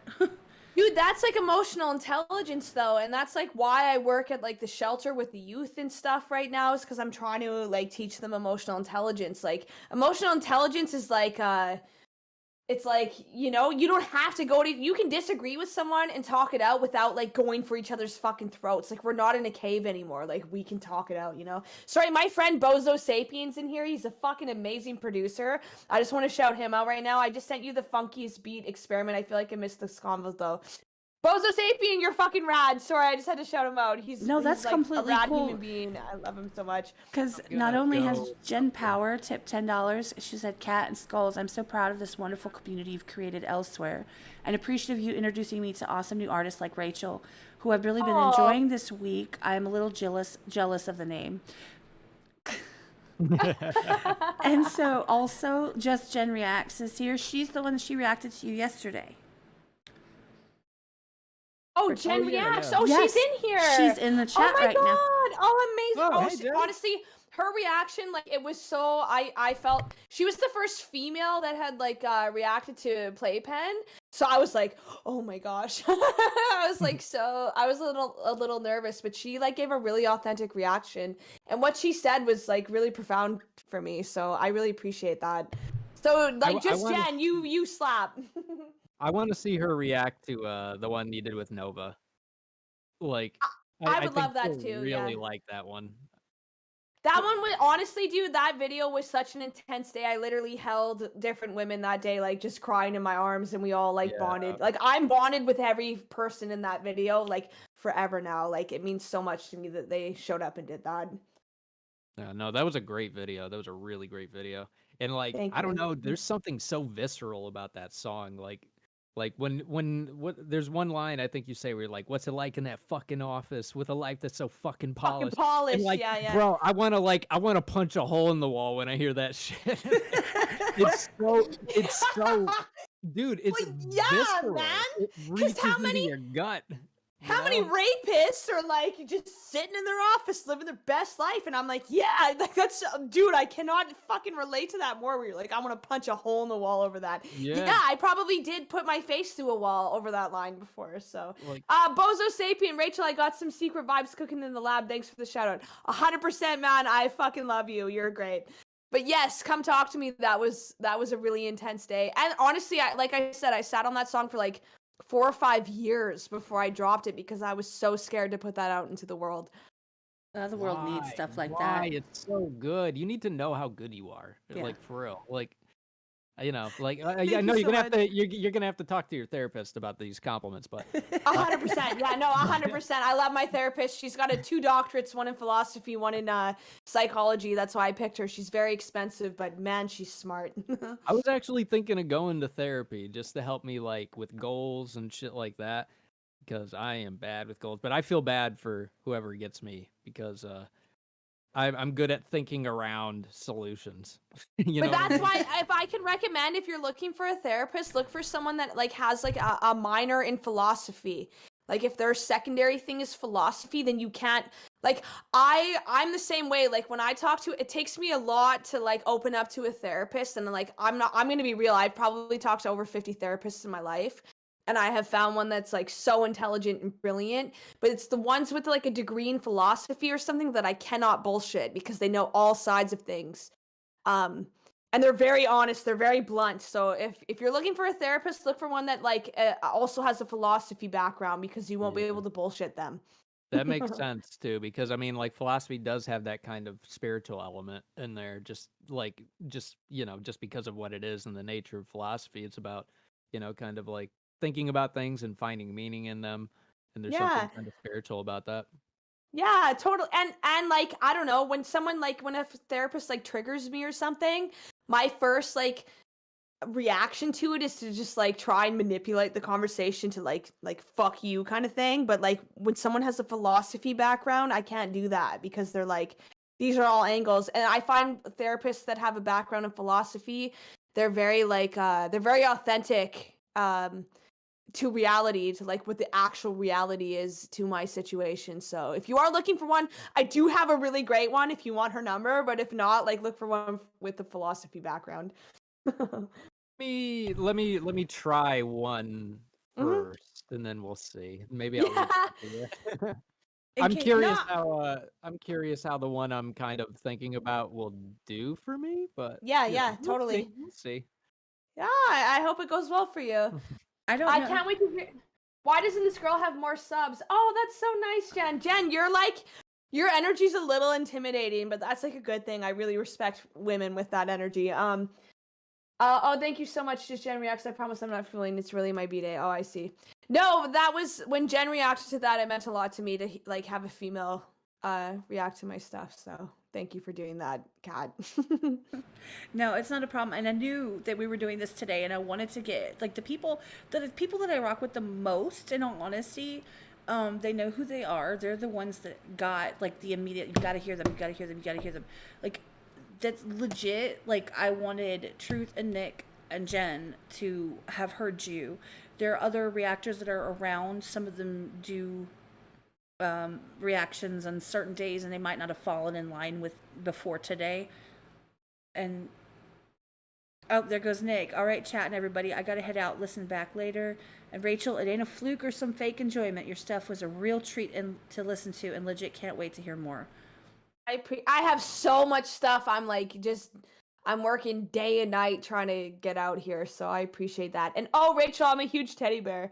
Yeah, but you're a huge teddy bear with a backbone. She's a badass. Don't ever let her. Don't let her fool you. She is badass. Oh yeah, I get that vibe from her a lot. Like she's got a backbone, that girl, for sure.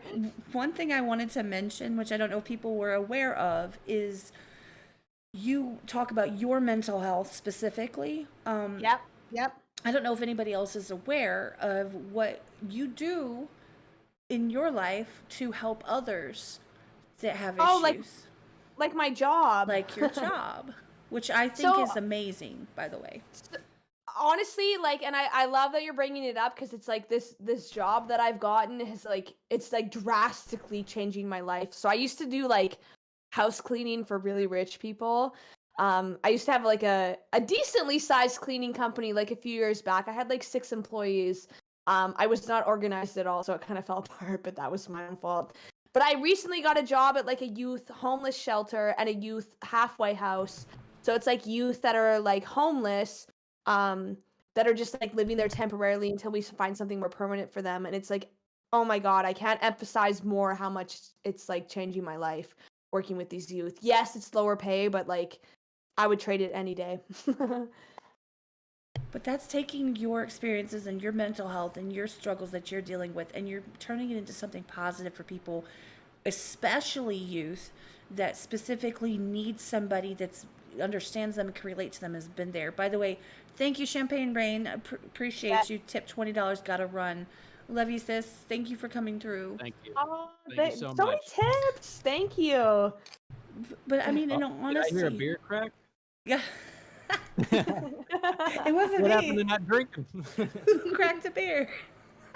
It was me. It was me, for sure. It was a soda. Listen, I don't drink much, but when I do, I drink. So it's okay. I'm pretty good at managing myself these days, so. For everybody that's having to dip out, we really appreciate you coming through. If you want to come back and listen, you're more than welcome to. But thank you for showing up, for even stopping and taking some time on your Friday night to hang out with us. We really appreciate you.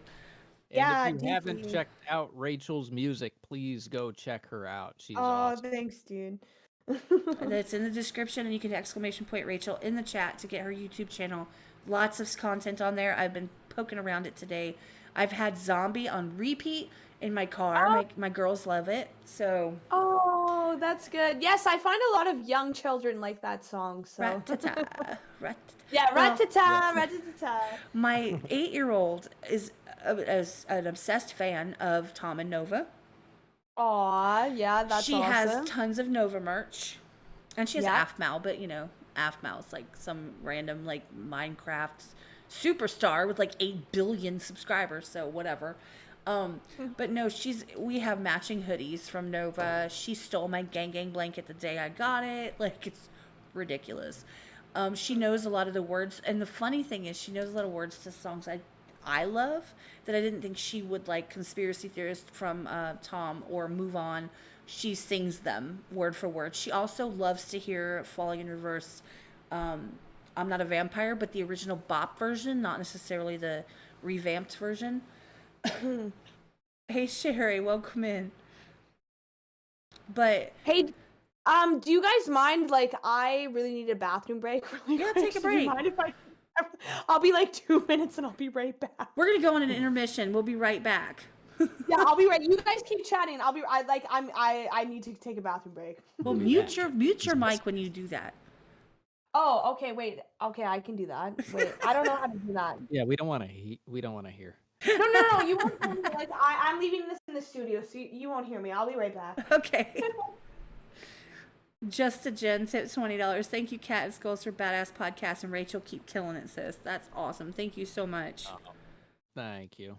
Wait, Jen Power or I'm assuming it's just a Jen because she spelled it with one Just- N. That's just Jen? Jen. Oh, okay. You're right. Just Jen. Just a Jen. Well, thank you, Just a Jen. That's the thing, is it's like, I don't think people understand that, the struggle that some people go through as independent artists, honestly. That they don't have very many subs, but they live and breathe their music, and obviously but they live and breathe what they're doing.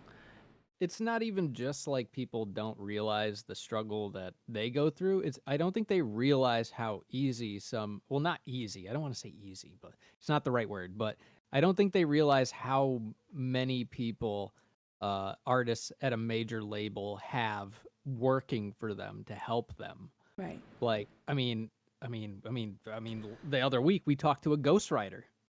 Yeah. Like, some people literally write songs for them. Yep. While they go out and tour and do things, like, and then they have a marketing team. They have infinite amount of money they Yeah. can By throw the way, at check out Cliff Beats on the podcast last week. Yes. And Exclamation point Cliff in the chat. but it's like they literally have an entire army with a seemingly infinite amount of money at their disposal, and it's like of course you're gonna see them, of course you're gonna hear them. Like, they have the money to do that. But with independent artists, I mean, it's really just like the people are all we've got, and the Yep. love is all we've got. Like, that's Yes. the currency out there. Hey, you're back. I'm back. Sorry, I got a piece of garlic bread. I live with like incredible roommates. Like, I couldn't be more grateful for the roommates I live with. My roommate had made me dinner and left me garlic bread. So Garlic bread is life. bread. Pasta is life. Oh. And garlic bread is life.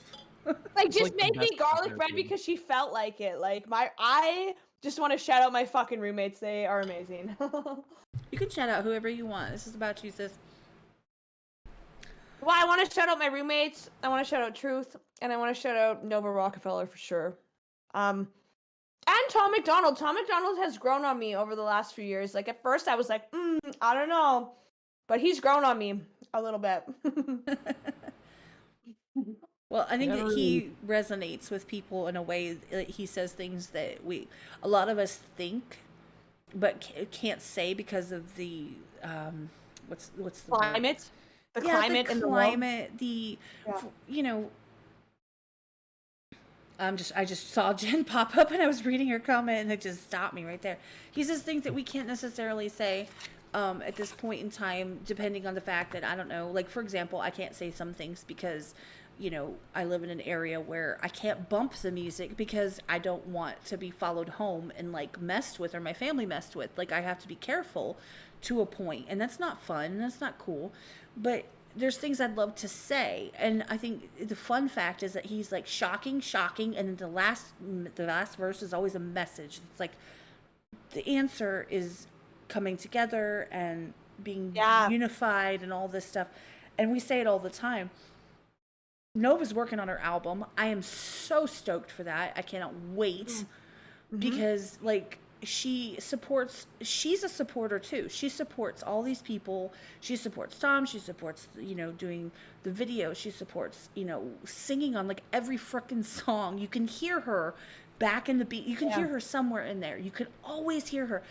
And so when she gets to focus on her music, I am right here for that. I know. Because I just feel like she's got a lot to say. I mean, oh, dude, she's like hands down my favorite female rapper, like, for sure. Out of all the female rappers I've heard like on the internet and stuff, like Nova is absolutely at the top of my list. And that's what's so funny. When I reached out to her with Come Talk to Me, I was like, hey, I was so threatened by her at first. I was like, I thought I hated you, but I just realized I was jealous. Yeah, I only listened to Hey You by her so far. I still got to jump at other things, but I did a reaction video with Hey You, and I was like, I don't really know what to expect. I'm assuming rap, and it's like she It's rapped, good. but then like the like sort of like rock drums jumped in, and then that hook came in, and I was like, okay, I love this chick. Like this song's amazing. I really got to jump back into her. But I've You been should listen reacting to Jesus on My Neck. That's my favorite Nova Rockefeller song is Jesus on My Neck. I love the lyrics in that song. I love it. Oh, I like literally go snowboarding and scream that song at people on the ski hill. That's the way to do it, though. Yeah, I'm like, I love this song. Like when I go snowboarding a lot, so I'm always listening to music, but that one I like scream. I'm like, yeah.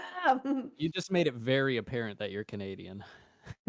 Yeah, I'm like a die-hard snowboard fan. Like, I mean, what else do you do in the winter up here, man? Like it's like covered in snow. So like, my only other option is to like work with it. So I've been snowboarding like quite a long time.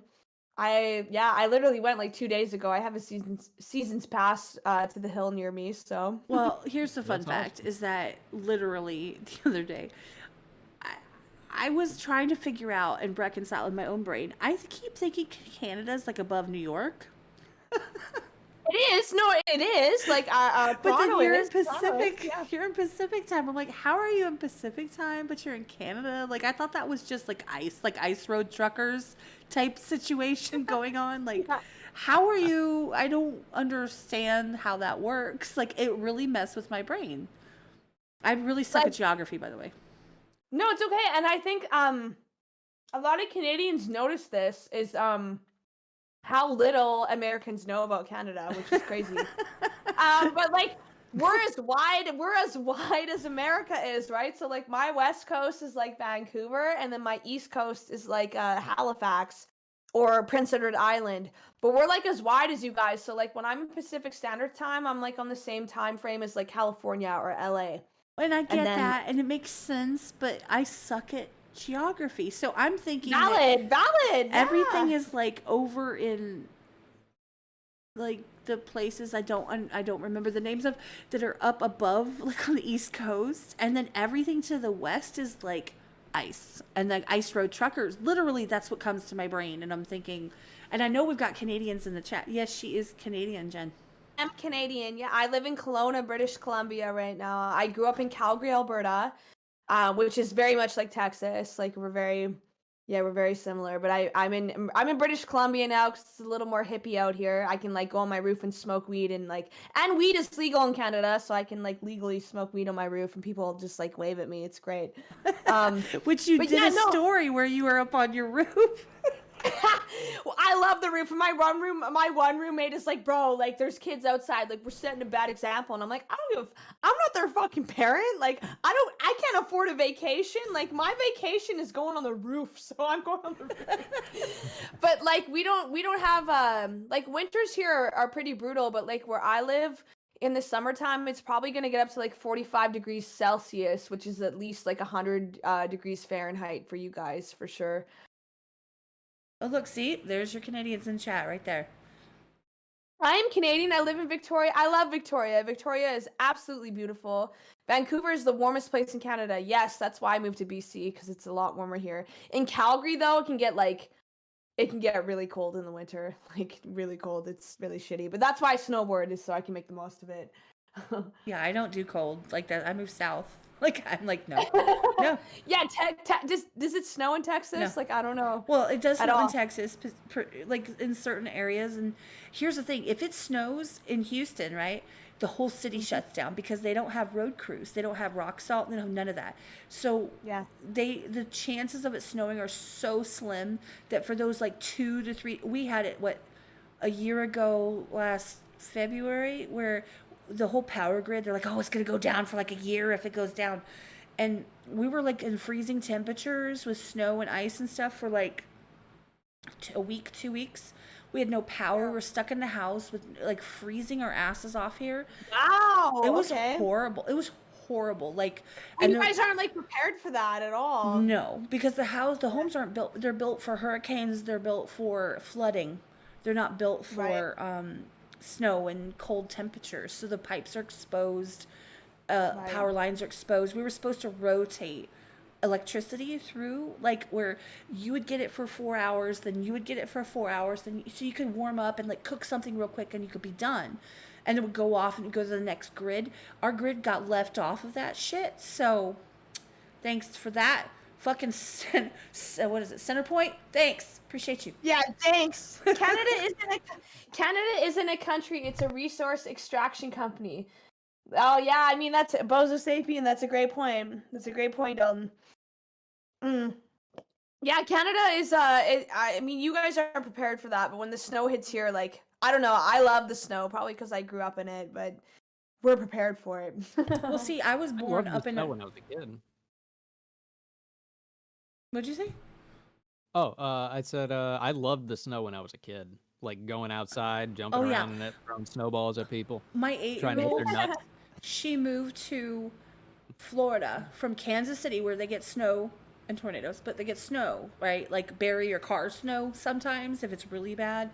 When she was like 1. So she doesn't understand the concept of snow really. And she's like, I'd love to make a snowman. I'm like, here's just pictures of it, honey. Like, no. We're not going to see that shit. Here, you can look at a picture. I love snow. It's like other people's kids. bad. Give them back to them. Like, I love other people's kids when I can like give them back.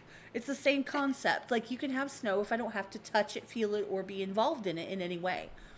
Snowboarding, honestly, snowboarding helps. Like, I go to the ski hill and, like, snowboarding is the I almost love snowboarding as much as I love making music. Like, the only reason I don't go harder snowboarding is because I don't want to break my arms. Like, my run roommate, she's trying to do 360s off everything snowboarding. But, like, it's, like, what keeps me grounded in the winter. Because there's nothing to do. And if you're not skiing or snowboarding, there's, like, nothing to do in the winter here. You, like, have to make the most of it. What's that? I've never done either. I don't understand the concept, and I'm too fluffy at this point to like really get into thinking I'm gonna stuff myself into a ski suit of any type and not break my hip or break my leg or something. Like, it's not gonna happen. And you might, honestly, you might. My roommate, she has this video of her doing a 360 off a jump, and she like face plants in the video, and she's like, my hip has been really fucked up for the last few days. And I'm like, well, yeah, it's probably because you tried to do a 360. Epic content, but really epic content, really epic. But yeah, you can, that's why I take it easy when I snowboard, because I don't want to like seriously injure myself. You should do your next video snowboarding. I do. So that's what my roommate. So okay, so I have this like 3.5 minute. Like I talked to Nova Rockefeller. She like hyped me up, and then I made this like 3.5 minute. Like I'm so excited, man. I want to put out the songs I'm sitting on right now, like right now. But I'm trying to like perfect them and perfect the mix and stuff before I drop them. But I have this one song that I like rap for like 3.5 minutes straight. Like I don't know how I didn't pass out when I made this. I must have been manic. But I was thinking for that video that I would like hold a GoPro in front of me while I snowboard down the hill, because I have a few more weeks at the ski hill that'll be open. So maybe I will. Kind of like that TikTok thing where the dude was like skateboarding down the street with the cranberry juice. That whole vibe. Yes, I love that guy. Oh, and he was singing like what was he? He was singing that like. I forget what the song is though. It's Fleetwood Mac. Fleetwood Mac, yes, that's what it is. And he like, and that song, because of him, they like made so much money off the streams because of like him going viral with it. But he was like drinking the cranberry juice and like longboarding like on the freeway. Like it was so ridiculous. Jen, you just asked her. Wait, you literally just asked her. She's reading the chat. Do you chat. surf too? Do I surf too? Okay, so surfing I've only done in a controlled environment. So there is like a pool in the city I live in where they have like this surf machine. And in Kelowna we have a lake and you can go surf. You can like ride the wake behind a boat and surf, and I've done that a few times.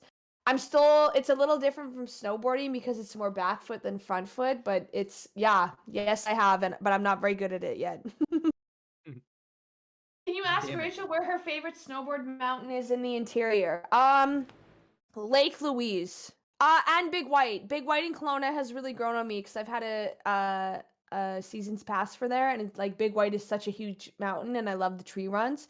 But Lake Louise is like, ooh, it's such a good mountain. It's so tall, and you can go on the backside, and there's like a bar on the backside, so you can get like drunk before you go snowboarding. And yeah, I would say Lake Louise and Big White are my favorite ski hills in Canada. I want to say Whistler, but I've never been to Whistler, but I know that Whistler is like internationally known. It's like one of the best ski hills in the world. So Yeah, see, I would be the one sitting at the bar, like, have fun, enjoy. I'm the person you're that's like, at the Right, top yes. of the sled hill, like a sled hill. I'm talking, Annette might know what I'm talking about, like legit I-35 and like 151st Street, that where that crosses, there's like a sled hill right there. And we used to go when I was a kid. I don't think you can do that anymore, but we did when I was a kid. And I was at the top, like, yeah, have fun. Like, I was like, I don't want to walk my happy ass back up that thing dragging a sled. Are you kidding me? For 2 seconds? No, thank you. Like, I was like, nope. You're like, no, I actually don't like this. Bozo Sapien, the hype is real with Whistler. I know. So Bozo Sapien is actually a snowboard instructor. So he knows what he's talking about. But Whistler's like the shit. But I'm with you, man. Some days I'm like, ugh, I'm too tired to do this. I just want to like stay at the bar and fucking drink all day. But You'd be hanging with me. I'd be like, yeah, I'd be hanging with you for sure. I'd be the mom up there, like, hi. Oh, that was so Yeah, great, but I feel like honey. I feel like you would get to the point where you're just like, let's go, and then No. you'd fucking be on the hill. That would be a Like, lot of drinks into that, and then I would be like, why? Why did I do this? You I'd be on the way come to down. Canada. Come to Canada, get butt pads. Like you can get these shorts that like pad your butt. So like I when have you enough fall- padding on my butt. Thank you very much. I don't need more. Well, then you're good to go. Then I can teach you how to snowboard. I've taught a few people how to snowboard. I'm not an instructor like my friend Bozo Sapien here, but like I feel like I could teach a few people how to snowboard. I'm that person who'd be like, this person goes, like, I would go on these adventures that I have no business going on. Like, if you could just teach me how to not wipe out, that'd be great. you have to wipe out a couple times, you know. I still wipe out, man. Like I've been practicing riding switch lately, so it's like with my other foot forward on my snowboard, so I can learn how to do like 180s better. And like me and my roommate have been practicing switch, and we've been snowboarding like a long time, and we still eat shit. But she's like way more wild than me. She'll like try and do like 1080s off of jumps, and I'm like, bro, like you're gonna die. Nice. Yeah, I used to skateboard, but that was the closest thing. I did dope. snowboard once, and Yeah? I didn't want to anymore because when I did, my cousin broke his shoulder. Oh yeah, He that like sucks. dislocated it. Yeah. And yeah, it was kind of funny though. It was like he was trying to, you know what I mean? Like he just kept making the jump that he was building more and more dangerous Yeah. until he just got fucked up, and I was just like, okay, well, I guess we're done with this. That's what like the true snowboarders are. Like my roommate, she's like a true snowboarder, man, and like Yep. she'll go off like the craziest jumps, like trying to do like a ridiculous trick, and then she'll get a video of her like face planting, and I'm like, ooh, man, that looks so bad. My cousin. I remember we Yeah, were like yeah, we were exactly. exploring the woods once because we had woods like outside our house when we were like kids, and Yeah. we were going down there and we found this cliff, and me and my brother we were like, holy crap, like that's a pretty big drop. And then like without missing a beat, this kid just runs from behind us and jumps off it without looking. I was like, what the fuck are you doing, bro? I Are swear you that okay? man had a death wish. He fucked up his ankle. Oh yeah, I bet but that's why I take it easy snowboarding, because like music is my top priority, and if I like lost a limb, I wouldn't be able to do music the same way, I guess. So I always like take it easy. I'm always the one in the back, like watching my roommate do like 1080s off of shit. I'm just like, I'll keep up with you, but I'll just watch. I'm just gonna watch. Yeah, no, that was definitely me throughout my childhood with my brother and my cousin. They would always do the dumb shit, and I'd be like, "Yeah, you have fun with that. Yeah, you with that. Good luck. I'll have fun watching." Yeah. I just can't with the snow. Like, I don't know. I've gotten to this point where I'm like the old man on the front lawn, like, "Ah, get off my lawn." I'm kind of at that point, right? Where I'm like, there are things in my life that I don't enjoy. I don't enjoy driving on ice and snow. I don't enjoy the Yep. cold. I don't enjoy everything being wet and like slushy. Like I don't like that. I don't enjoy assholes and rude people and disgustingly like. There's a point like you can be like joking and like you know, but being like pervy and gross like I don't enjoy that. I also Yeah. don't enjoy people that like think they got game and they're like 55. Like stop. Um, there's all these things in my life that I just don't enjoy and I just don't Yeah. fuck with anymore. And I'm finally okay with myself to say, yeah, I don't like it. I don't want it. Like, so I have this goal. Like, I don't go on docks. I also don't go, like, I can't. Annette knows this. Like, we went to Lake of the Ozarks. Her family has a place there. And I'm like, Yeah. yeah, the dock. Nah, no, no, not doing that. And I finally did. We went on a boat. We got stuck. They, like, had to wait for the engine flooded. And we had to, like, wait. And it was freaking me out. And I was feeling all creepy. Being in the middle of water. You can't see through it. Like, I'm good. Like I don't do the boat thing. Like I don't do so I just don't. But someday I want to go on a cruise. It's all inclusive. I want to like Ooh. I want to do all that. I want to go to concerts. I've been to 3 in my life. One I had to leave early, which was bullshit. Um Oh, like okay. I want Okay. to go to concerts. Like I want to do some stuff. But Nova had to yell at me to get the fuck out of the car. When I was like, I get to this place up the road, right? And they have ducks. Yeah. And it's this place you walk around like a little pond or lake or whatever. And I'm like, I just feel weird because I'm not like this little athletic person that's like, like power walking and shit. Like that's not me. That's not who I am. And I feel really awkward being there. And I feel like people are gonna judge me. I have all that kind of self-conscious crap. And Yeah. I was like, I get there and I'm ready to get out. I have an opportunity where I can go every morning, but I just can't get out of the car because I'm just like, she's like, get out of the damn car. So I did. And I took pictures of all the ducks and I went while I was working whatever hours I was working at the time. I don't work those hours anymore. Yeah. But when I could, right, I did that. And I had to have somebody tell me, get the fuck out of the car. You could do this. Nobody gives a shit. Nobody's going to pay attention. And you know what? No one did. No one cared. So now I get to, like, not care about certain things in my life. And no one judges me because who the fuck are they? And what do I care what they think? So, Right. Oh, sorry, my roommate just is stumbling in here right now. No, but I totally vibe with that, man. 100%. 100%. Sorry, my roommate came in here. I think she's a little drunk, but she just shut the door.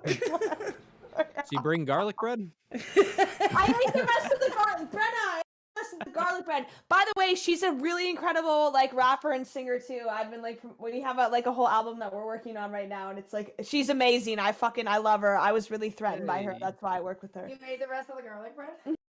Chico just said I look like a vampire, so I should stay away from the garlic bread anyways. Okay, well that's good. That's good to know, You bro. brought garlic into the house? What were you thinking? Hey, yo, do you want to go longboarding tonight? Okay, sick. Let's do it. I'm drunk now. Let's snowboard. I mean, let's longboard. Sorry, guys. Sorry, she's gone now. it's completely fine. What was here's a question. What was your best and worst concert experience? Ooh, okay. My best concert experience. My dad took me to Snoop Dogg when I was 14. Huh. He took me to a Snoop Dogg concert, and I remember when I was 14, Snoop Dogg got so high that he couldn't even finish the show because he wasn't Oh. used to Canadian weed, which is really good bud. But he got really high and couldn't finish the show. And my worst concert, oh, that's a hard one. I've been to a lot of really great shows. Like it's hard to think of like the worst show I've been to. Probably one of my own. I had a show once, like I had a show once where I had like all my stuff on my like I have my piano stand set up with like a piece of plywood that my friend painted, and I put my equipment on it, and I did this one show and the whole thing like collapsed. halfway through. And I just like, but I literally just like fell on my knees and just like kept going, and it was humiliating. I also did this other, I played so I played like Shambhala Music Festival, which is like a huge music festival in North America. And then I played this other festival called Wicked Woods. And when I played that one, I used to live loop my vocals, but since this show I haven't, because my live vocals looped here like by accident. I didn't plan it. And like I'm always cracking jokes on stage, and I was like, performing on stage is like 25 years of therapy. And for some reason, one of my loopers like malfunctioned and went off, and it would like looped me saying 25 years of therapy, 25 years of therapy, 25 years of therapy. And there's all these people in the audience high on acid and mushrooms, and they're like crying and shit to me, like looping this thing that I didn't even mean to. No.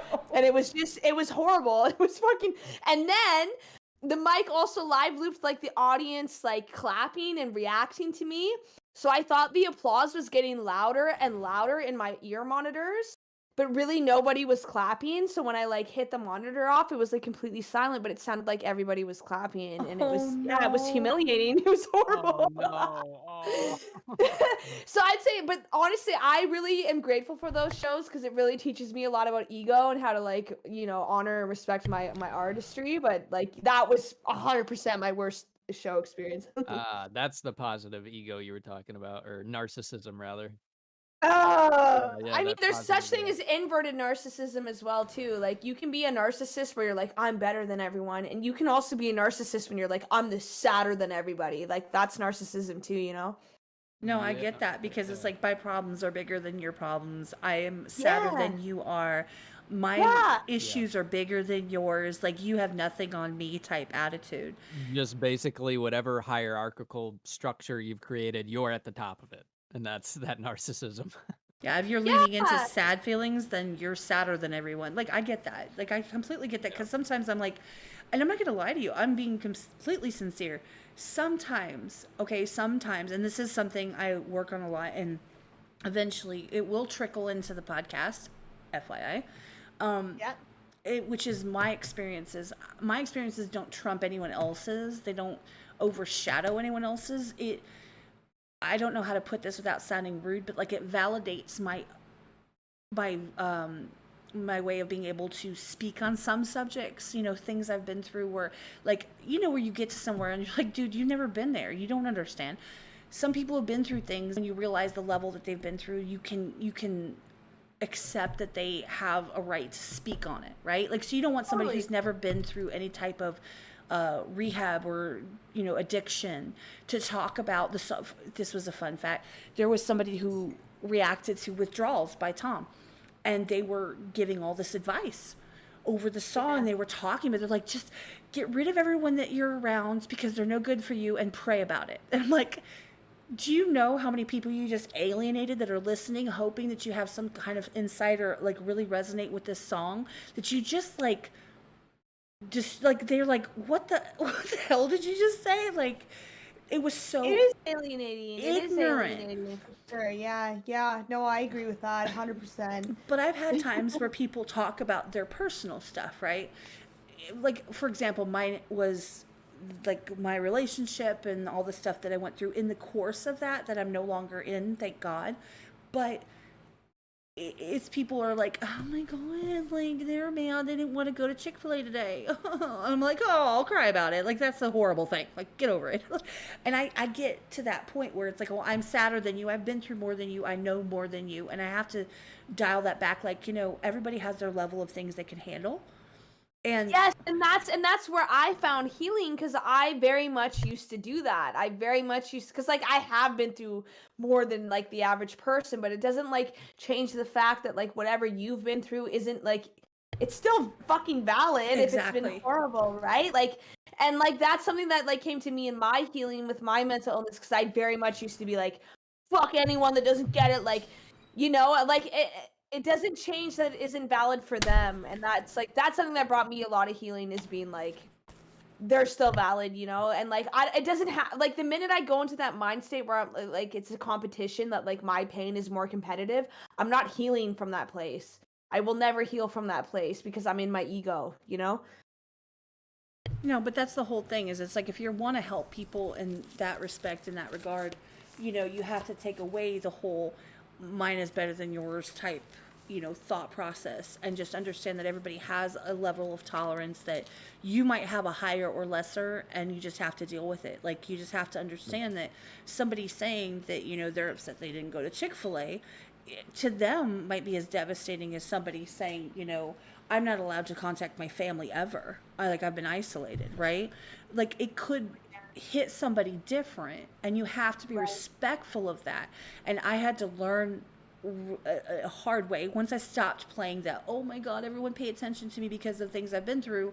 Once I got past that, you get into that place where you're like, look, I want to share what I have been through so that you can open up about what you've been through so that Huh. if you need to have someone you feel like you can talk to, you understand you can relate to me in some type of way, even if it's not on the exact same level.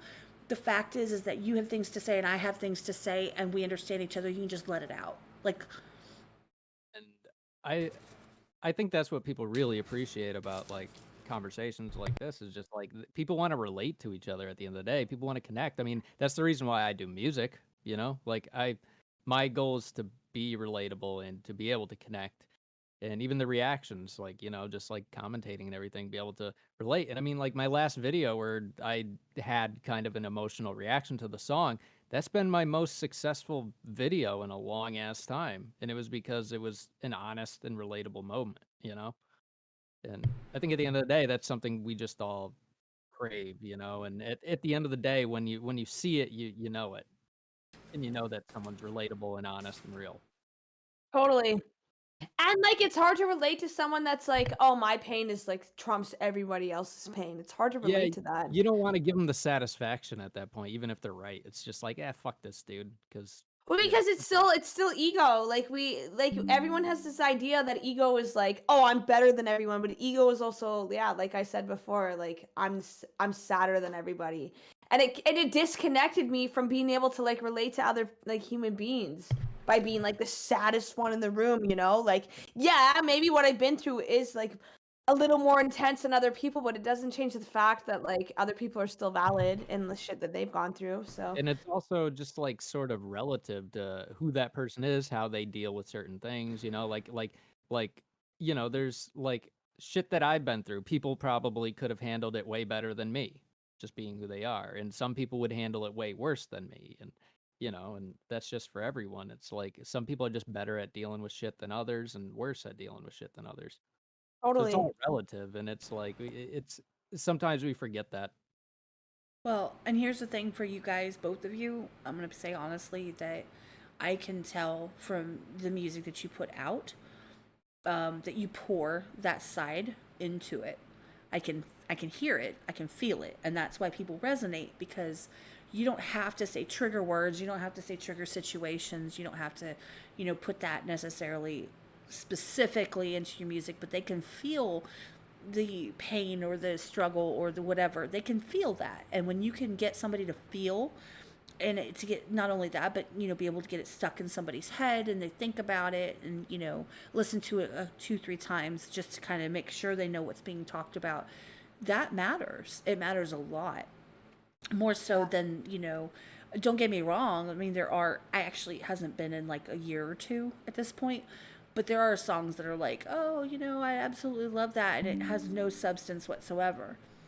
But Yeah. when you have music with substance that somebody just resonates with, it just there you make a fan for life. I mean, honestly. I, and it's honestly just more memorable to me, like when someone just makes like a song with like a whole bunch of bars and like there's a bunch of like doubles, triples, whatever, crazy metaphors. It's like that's fun, but I don't really remember those songs. It has to relate to me. It has to mean something to me for me to really call it like yeah, call it a classic in my book, And I don't think a lot of artists these days in hip hop, I'm not saying everyone, but especially in the mainstream, they're not that ambitious. It's become more of a business where it's like, I just want to be at the top of the music charts for the week and make my money and then get out, rather than just being like, I want to make something that's timeless and that affects people and connects with people.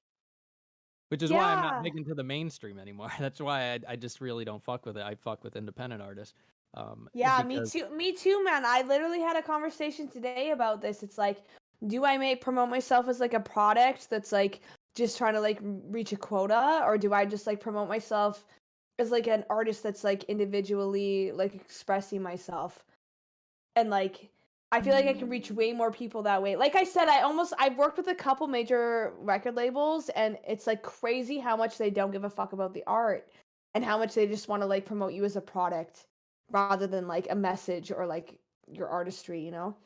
do you listen to Joe Rogan podcast? Mm-hmm. Have you ever listened to Billy Corgan's episode from the No, Smashing I have Pumpkins? not. I have not, but I am putting it down on my list right now. It's super interesting because he just talks about how crazy it was with the band and everything, and just how unsupportive they were, even Oh, where the horrible. industry was. Like, even when they were at the top of like every chart ever, making the most money out of like anyone in the mainstream scene, it's just they were still complete assholes to them, not supportive, telling them everything that they were doing wrong. And they were at the top, and it's like, how can you do that? Why would you, like, just from a business perspective, why wouldn't you want to nurture them and support them and try to help them? Why would you just, like, it just makes zero sense Well, to me. because it's just like about profit, and that's something I do respect like Tom McDonald about, is like how he like tries to expose this thing in the music industry. Like it's not a like they don't give a fuck about anything but profit, right? So like as long as like profits being met, like they don't care. I And actually that's something that I would like repent. Like I hate that because I think that's what's like killing the planet, and that's what's like killing everything in like society, is that like it's like profit over everything, and it's like that doesn't make sense. Like that's not like beneficial or like in the best interest of everybody around us, you know? I actually I'm not gonna say much just because I wrote a song about that thing, and it's called Profit. Amazing. Is it out? Do you have it online? No, not yet. I'm still working on it. I mean, the song's done, but Right. I really want to make a good video for it, and the logistics have been kind of a nightmare about it. So I'm trying to rework it and reconceptualize it. But yeah, we'll just say it's a play on the word profit, because profit can mean two things: a profit, and also money Ooh. making profit. Ooh, So we'll just say snapping it's a my play on fingers. that. I'm like, woo! See? Yeah, 100%. But I'm excited about that song. It's just because I say a lot of shit that I wanted to say for a while on that one. Oh, I love that. I can't wait to hear it. Please send it to me. Like if I miss it, like I'm not gonna lie, I suck at like social media and being online. I'm working on it, but like it's so hard on my mental health and like my mental illness shit. So I try and stay away a little bit. Um, but please Yeah. send me that song when you drop it, because I'm very like intrigued on like the things you say in that, because I live for that, man. I think we need more of that in the world. No, I got you. I got you. I Yeah, got you, send homie. it. Send it over. Send it over. I'm down to listen to it. I think Kat, you'll like that one especially too. Oh, I mean, honestly, I'm here for all of it. Legit.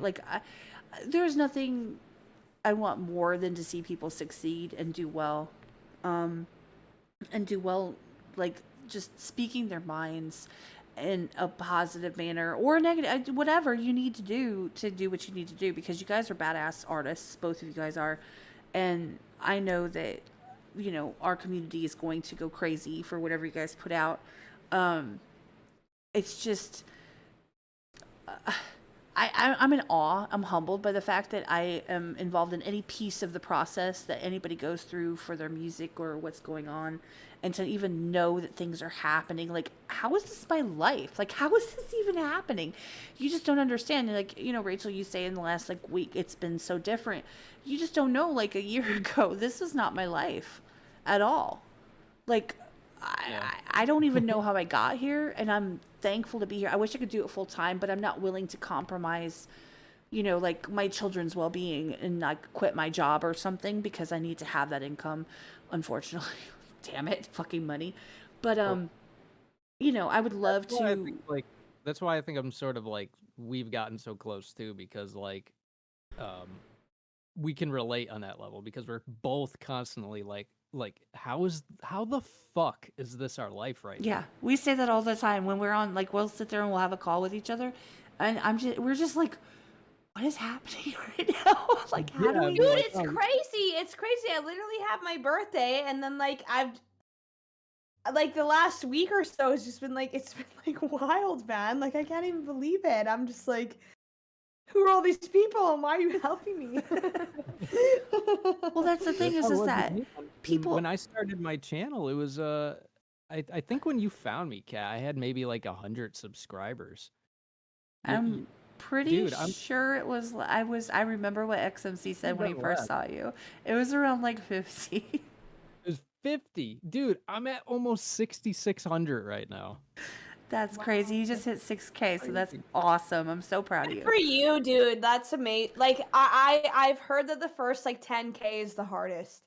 The Yeah, first yeah. 10K is the hardest hump to get over, and once you hit that 10K, things get a lot easier after that. But like, fuck yeah! Like I love this community so much, man. I can't emphasize that more. But it's No. like we've had these conversations where it's just like, what the fuck is happening?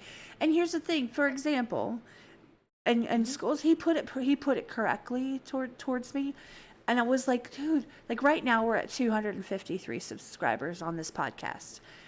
But here's the fun fact. On almost every video, we're going to get about at least 200 views, which are the people that have subscribed that actually rock with the content and give a shit about what people have to say. They put their earbuds in, they go about their housework or whatever they're doing if they didn't catch it live, right? And they actually go back and listen to it.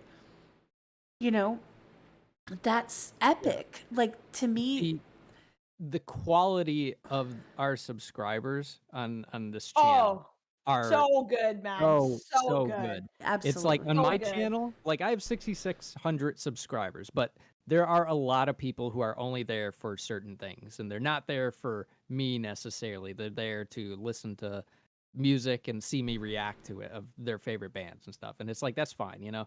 But here, like every single one of those subscribers are people we probably know on a first name basis, Yep. you know, and they've showed up. We talked to them in the live chat.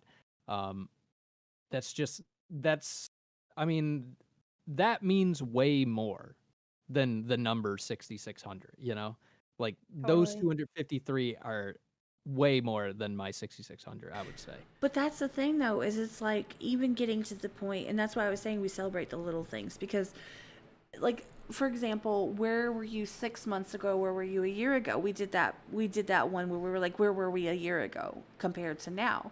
My entire life has completely changed.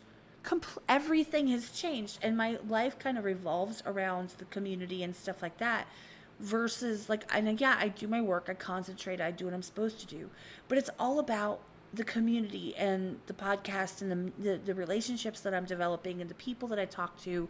It matters, like it really does. Rachel, like you even said, you know, there's times where you get to the point where you're just like, fuck it, I shouldn't be doing this, why am I even doing this?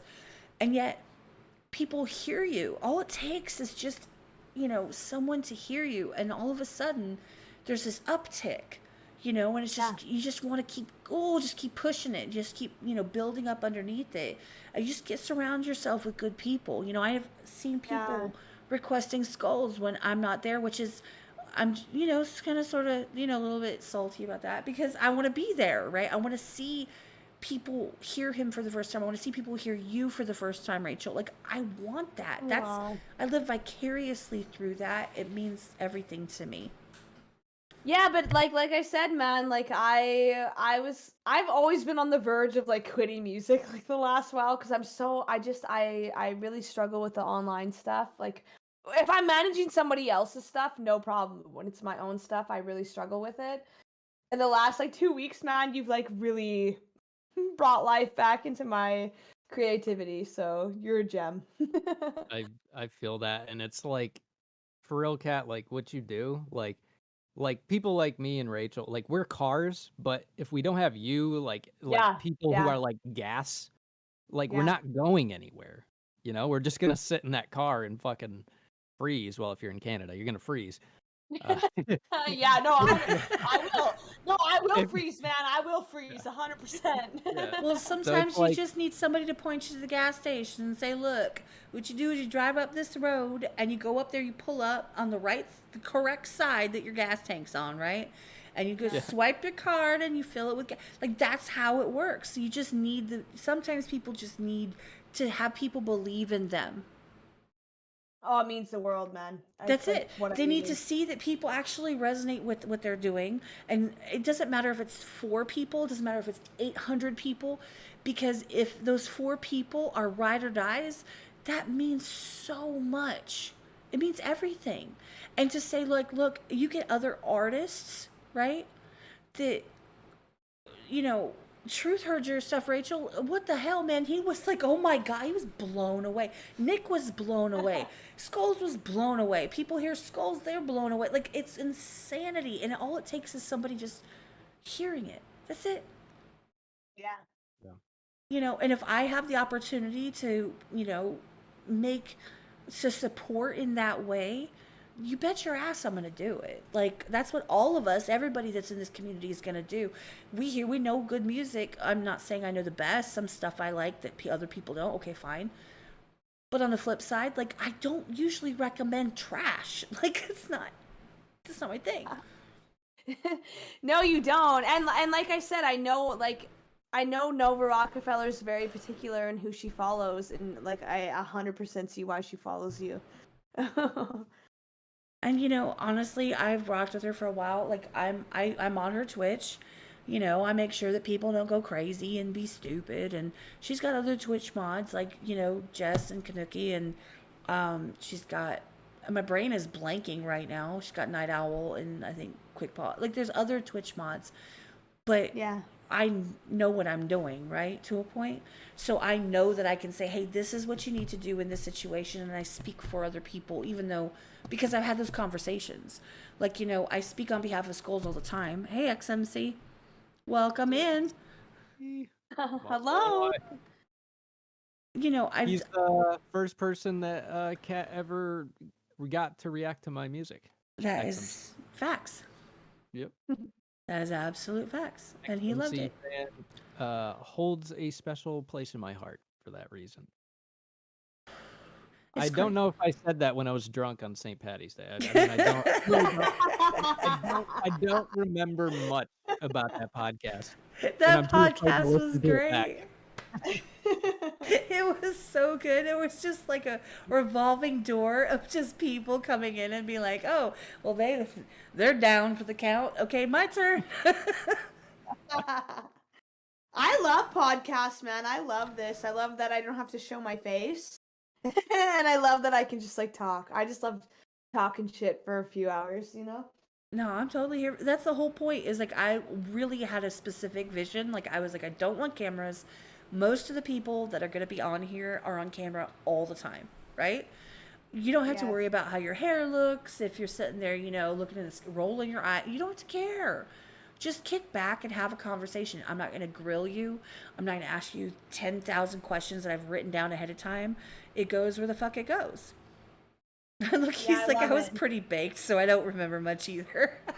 Oh, thank God. Yeah, I saw that too. I was like, as soon as I finish this podcast, I'm about to get baked, so. It is legal here. Like, hear me out. It is completely legal in Canada. It's like a liquor store. I can like go to the weed store like a liquor store. It's awesome. That's fucking dope. Dude, it's wild. It's wild. I'm still like trying to comprehend it. You When should did come that to happen? Canada. When did it all become? When Justin Trudeau came in power, a lot of people hate Justin Trudeau. I like partially hate him, but I partially love him because he legalized weed.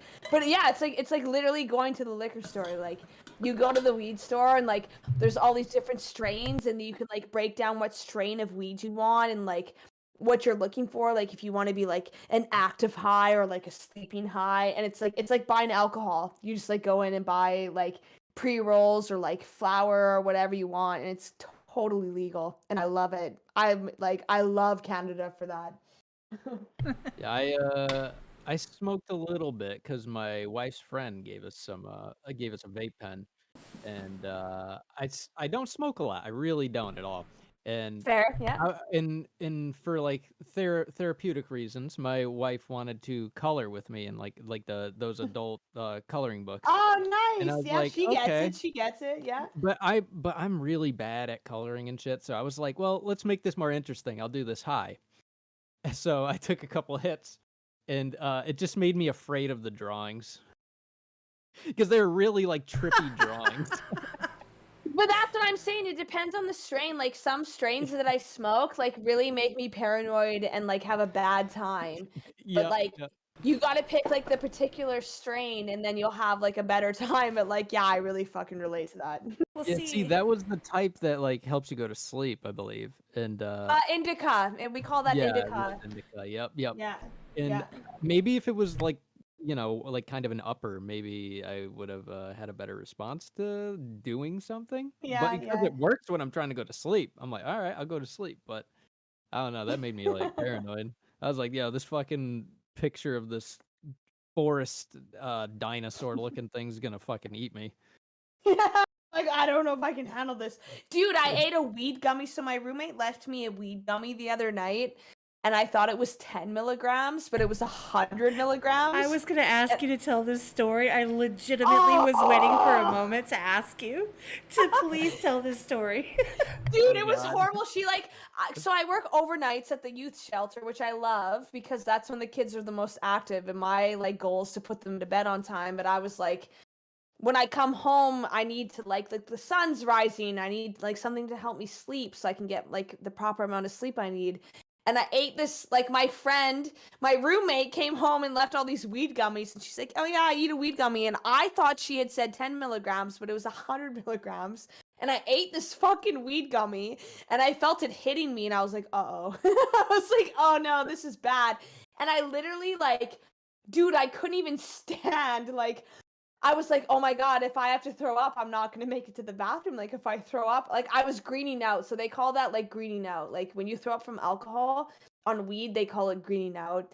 And it's, like, a different kind of sickness. It's fucking horrible. And I, like, thought I was going to die. And I had all these, like, epiphanies in my head. I was like, oh, no. Like, I have to quit my job. Like, I have to do all this stupid shit. But I, like, thank God I couldn't, like, call anyone at the time. And I, like...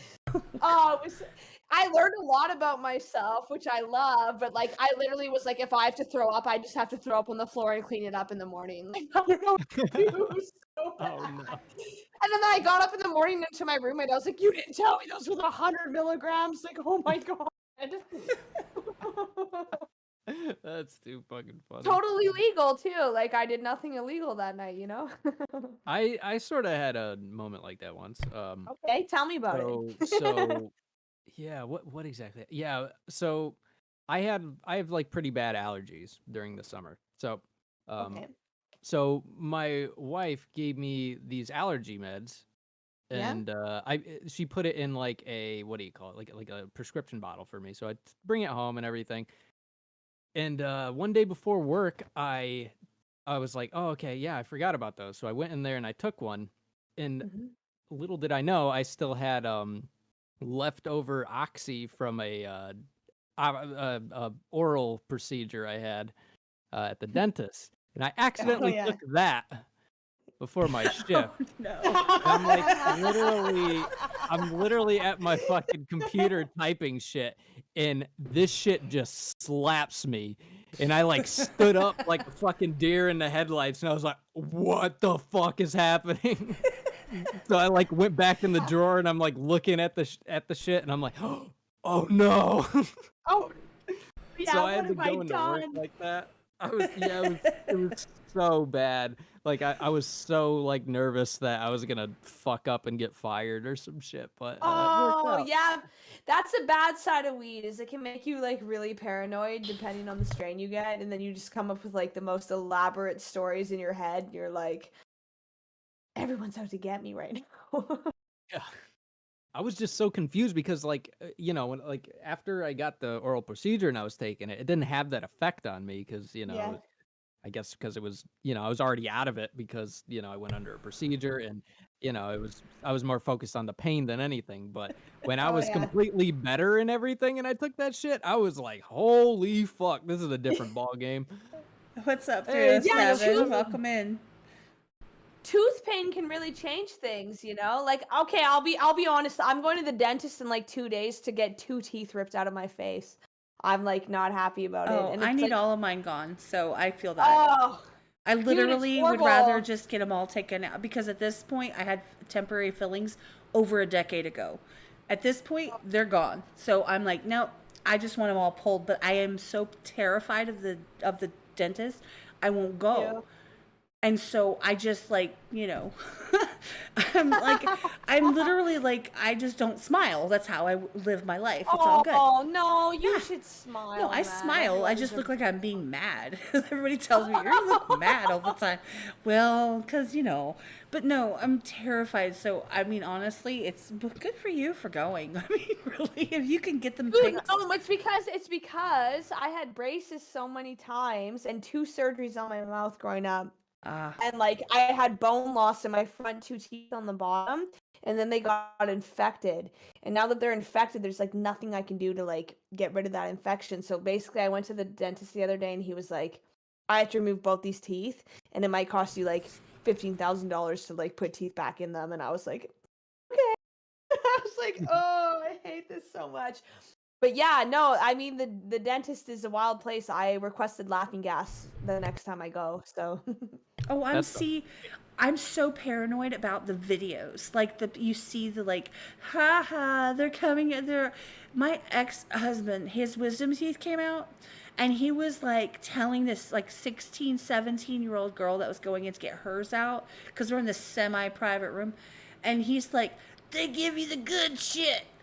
You're gonna love this. And he had gory mouth, like gauze and stuff, and it was like, dude, shut up. And he's just like, if you can get extra, get it for me. I'm like, oh my fucking God. Like, why? And she's all like, should I do this? She was all scared. I'm like, oh. Yeah, she's so young. And he's like, hey, it's a semi-pro. I'm like, get off me. He's like making jokes and stuff. I'm like, oh God. Like, and he's like, you should have recorded that. I'm like, why? For why? I'm scared like my teenager is going to like record me saying some stupid shit. Like it's gonna Post go that on the viral. internet. No, post it on the internet. I live for that shit. Like, post it on the internet. If I did that, I would post it everywhere of myself. 100%. But see, I'm scared of what I'd say because it's like, I've lived my life a long time holding a lot of stuff back, so you just never know what's gonna come out. Yeah, but maybe, I'm just saying, I'm not a therapist, but I'm just saying that might be a really healing experience for you. You might feel a lot better after you let all that shit out, you know? Well, the thing is like, for example, you guys talk about like times that you've had like gummies and you've had things like that. My experience is I've never been a weed smoker. I chewed a peanut for like 35 minutes as far as I was concerned. It was like, what am I doing? I don't enjoy it. So this is just not for me, which is fine. Yeah. Like it is what it is. However, my experiences and my addiction was on something different. I was on crystal meth, so like for Oh, a really? good, for like 12 years. So Good for you, man. I just, before you say anything else, like, fucking props to you for getting clean. Like, that's huge. it's been 5 That's a years in the That's October. a huge deal.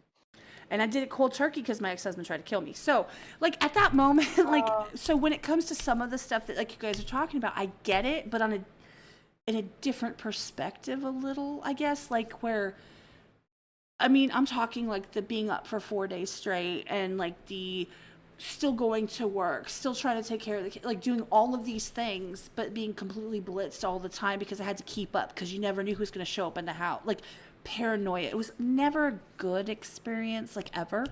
So Yeah. it's fun to hear, honestly, and this sounds so stupid. It's fun to hear that people have experiences where they can, just talk about it and just kind of, crack up about it because I don't have that. So it's interesting to me and not in a negative way. It's just like, that's so cool that like you could just be like, oh my God, I'm so high. And you just get through your shift and you're done. Me, I was more like, how did I get here? Like, I was How at did I end up in this home, place? and then I was Yeah. driving, and then I remember calling one time and being like, So I was at home and I started driving, and then all I know is that I'm, halfway to work. And like, how the fuck did this happen? Like, that's my experience. So it's really cool to know that there's other aspects of different things that can be medicinally or mentally helpful to people that aren't on par with my experiences in any type of experience at all. Does that makes any sense? I'm trying to be a little bit PC about it, but like you can have a good time versus it always being a negative thing. No, totally. I think that totally makes sense. And like that's a big deal, man. That's a huge like accomplishment to have to like clean up from that. Like huge, man. Fuck, you're so dope. I like the more I get to know you, I'm just like, yeah, like I love this. Like That's dope. yeah, you Well, you no, have a I'm not dope anymore. Yeah. Wrong No, word. no. Wrong word. No, dude, but you have a story, and like you have a story, and that story is like what's gonna impact other people who are like going through similar shit. And that's like even with my mental illness, like there's so much stigma out there about my mental illness, and the more like you open up about it and talk about it, like you're the example for people who want to get out of that. You know what I mean? Like that's huge, and then that's like. That's somewhere I It's a want to huge take the accomplishment. content at some point. At some point, not like the sole focus, but a piece of the content Totally. I would like to Totally. make into one of those things where it's like, hey, I'm opening up about stuff that I've been through in my experience, for good, bad, or indifferent, whether it was fun, not fun, whether it was crazy or not crazy, doesn't matter. Just like things I've been through, and hopefully encouraging others that are in situations that they feel that they're trapped in or that there's no way out to know that there is a way out. There is a light at the end of the tunnel. You can get past it. You can make it. Like, look at me now. Like, I literally, yeah, I've got a lot of stuff I got to work on. I got a lot of stuff I got to fix. Okay, fine. However, I'm happy. My children are happy, which is what matters more than anything. I'm working from home. I have this content. I have a community that supports me. I have amazing people I've met, like all the people that are here, you guys that are sitting here with me on the podcast right now, people like Nova who have been so supportive when shit happened. And, there was a shooting at the school up the street, right? And You mentioned that to me. Like that's wild, dude. And That's wild. one of the people that reached out was Nova. Like, just to be like, hey, Wow. it's okay. And don't ever let anyone tell you that what you're going through is like making a big deal, because it's a fucking big deal. And you need to feel that, and you need to go through that. And Wow, yeah. it was so epic to have someone reach out, especially somebody at the level that she's at. That's why I keep saying all the time how cool she is and how amazing and how much I love her. Oh, she's amazing, man. I love Nova. Yeah, I'm I'm legit. I sorry. love her. Did you say that when Nova hit you up, she said, "Hey, you"? Don't trigger me, god damn it. Hey you. Hey, you. Fucking Twitch stream. Did Oh you my read god, it like flashback. No, and like that, man. That just like makes me respect her so much more. Like the more I even get to know Nova, like I love that, because like, yeah, man. I can't imagine I don't have kids, so I can't even imagine what that's like. But having a kid, like, be in a school with a school shooting happen, like Well, and let me clarify, I'll be honest, it wasn't inside the school. What was happened is, Just Jen, who's just here earlier, Yes, I was on the yes. phone with her, right? I was literally Oh, on the phone wow. with her, and I hear I'm like, that's not fireworks. Like, what is that? Like, I'm an idiot. And I hear the shots, and I hear all that stuff happening. And it Yeah. sounds like by the school, which is like, if I straight shot is like 2 blocks from me, but I have to go all the way around, right? And I was like, I gotta go. Like, I don't know what it is, but I had to go to the school. And I just got in my car. I told my boss, I don't know what's happening. I gotta go. And she was totally Yeah. cool about it. And I get in my car. I go to the school. I go to the front door. And they're like, get away. Go, go, go. There's an active shooter outside the school. They were on lockdown. They wouldn't let me in. So I'm walking through the parking lot with an active shooter that had not been caught. Like, just do. Like, just walking through the parking lot. And like, where's my kids? Like, that's so crazy. And they dude. wouldn't let me have my kid. I was not cool. And so Yeah, I get in yeah. the car and I freak out at that point, because I'm just sitting in my car like, I don't want to leave, but I want to stay, but I want to leave. I call Nick the actor who was here earlier. I'm like, Nick, I don't know what to do.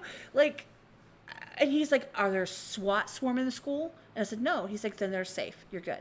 Like, calm me down. And then, Nova reached out and she's like, I heard that something was going on. And I was like, I'm not trying to like make it a thing. And she's like, no, it is a thing, and you need to understand that you need to deal with the thing, or you know what I mean? Like, she just gave me that I know. the validation to say that, yeah. you know, what you're feeling is a real thing, and you just need to go through it and feel it, and people are here for you, and that's it. Yeah. And it's like, well, shit, like, get the fuck out of the car. That was another thing she said to me. Like, come on now. Like, having these people in our lives that they don't have to take the time for me, right? Who the fuck am I? Like, they don't have to take time for me. You don't have to take time for me. Schools doesn't have to take time for me. Everyone in the chat doesn't have to stop and take their time and spend it with me. However, the fact that they think that other people, whether it be me or anyone else under the sun, is worthy of their time just says a billion things about them as people and how amazing that they are for just being there in the moment for people that need it. Oh, I love that. That was my rant. Thank you very much. You're like, thank you, and scene. And see. No, but I love that, man. I think that's great. And but that's why I fuck with Nova, and that's why I've always fucked with Nova, is that vibe too. Like, and yeah, man, going through something, I can't even talk. Like, I understand what going through something like that would feel like. So I can get it on a sort of level with, like, you know, my brother, son, and everything like that. Mhm. Like, I get it to an extent, but I can't imagine if it was my own. Well, yeah, you son, can like, imagine Yeah. that would have just to like be- what it could feel like, but to have somebody be like, because you know, when you're around people, right, in general, you don't want to necessarily be like, because I didn't know what's happening, I don't want to freak anybody out, you know, that kind of thing. To have somebody it's say, like you it don't wanna doesn't yell matter. during turbulence, Feel like on a what you're plane. feeling and do what you need to do, because guess what? It really is a thing, and it doesn't matter because it's affecting you, and therefore it's valid. That matters. Yes. And someone like her, I don't know if she understands the impact that she has. Rachel, I don't know if you understand the impact that your music has. I don't know if she understands the impact that her music has, Skulls, yours as well, have on people that in that moment just needed to fucking hear it. yeah. Yeah, that's why I make music, man, is for moments like that. And yeah, and Nova too. Like I said, when Come Talk to Me dropped, like, I was in a bad place. I was in a rough place, and that song kept me alive, honestly. Well, Yeah, that's that's the thing. something I feel like I need to get better at, is being more open about things. Like, I do it through my music, but I definitely don't do it as much as like a personality on the podcast or anything. It's not something I open up a lot about, and that's probably something I should get a little bit better about, you know? Because, like, I mean, like, that's why I released that, like, emotional reaction, was because it was like, how can I sit here and preach to people like, hey, it's okay to be vulnerable, it's okay to be open, and then when I'm vulnerable and open in a video, I don't release it. Like It's like a double whammy, hey? You're like, well, maybe I should be more open then. yes, lead by example or shut the fuck up, pretty much at that point, you know? And I was like, well, I'm gonna lead by example. We're gonna throw it out there. If I get shit on, I get shit on, but at least I did what was right. Thank you, Evasive Pen. Just tipped $5 for just running through. Hey, Skulls and Cat. Oh, hi. That's that so was nice. It's a That's flyby. so nice. Phew. I don't think I've seen that name in here before. Nick's chat. Nick's chat. Okay. Yes. It was in Nick's lives a lot, quite often. And hello, by the way, Mama Nick the actor, Mama Nieto, is here. Nick's mom is in the chat. Mama the actor. Oh, nice, nice. No, but that's just kind of how it goes. Like, it can ebb and flow. Like, honestly, music is. I'm a song person versus an album person. Like, I hear a song that resonates with me, and I like the song. I could like the artist, but I don't necessarily like all of their songs. People are like, oh my God, they're either everything or nothing. Like, that's not how that works. Albums, some of them are made to flow together, and I get that. However, I literally will, like, for example, I got the Brave album, and I ended up on fire emojis, and I played that like 85 times in a row. Like, that's just how that works. Yeah. I'm a song person, something that hits me different, something that I go, ooh, and I add it to my playlist. I add it to whatever, you know, and I listen to it from there on out. Yeah. However, you know, understanding that people have a background, people have somewhere that they're coming from, hearing that, you know, Rachel, for example, like you know that you've got issues that you deal with yourself, right? And your Big choice, time. your decision in life is to turn around and to help others that really need it, who have nowhere else to go and just need a Yeah. good role model in their life, no matter what fun stories or crazy situations or, blasting your face off in some, going crazy at some point in your life. It doesn't fucking matter. What matters is that you've poured it there, that you've done that. Yeah. That's everything. And people don't know that. They hear your music, they think you're awesome, but they don't understand behind the scenes, just who you are as a person. Like, That's so nice. you go every day and you make your music and you do the loop stations, you do your lives, you do the beats, you try to collab with people for all these hours, and then you turn around and you work overnight to help teens that are homeless that need help. Oh, and I love it, man. Some of the kids I've connected to are like just so incredible and like geniuses. I have one little genius that I'm working with right now, but like seriously, like just a fucking genius. Sometimes she keeps me on my toes, that one for sure, but like yeah, I can't emphasize how much the reward is for like that line of work and like what they teach me, honestly, like what those kids teach me about myself. And like I don't know, something snapped out around Christmas. I was like, I could keep cleaning houses where I get like nothing fulfilling from that but like a paycheck, or I could like do something that I like. Yeah, like I don't know. I would recommend a book called Think Like a Monk by Jay Shetty. I know some people don't like him, but like a lot of monks, like I'm pretty spiritual. I love meditation. I want to do a Vipassana retreat, like where you meditate like 10 hours a day for 10 days. It's crazy. But the biggest thing that like monks say is like something that will fulfill your soul more than anything is like service. Service to others. So that's why I did this job, is because it is service and it is benefiting me more than anything else in my life right now. Thank you, Tawaka. You tipped $5. Love y'all. I'm just meeting Rachel, but subbed and hope I get to know her Yeah. too. She seems real Oh, too. thank you. I appreciate that. No, absolutely. Like, that's the thing, is that being of service to people, like, there are different levels and there's different ways you can go about it. Just it's the way you approach the situation versus like your actual job description. Like, people can be of service because they're good at what they do, but it doesn't necessarily have to be a service job, if that makes any sense. Really, Like, I I got an interview for, okay, don't judge me. Please don't judge me on this one, you guys, but I like got a part-time or a casual interview to pick up dead bodies.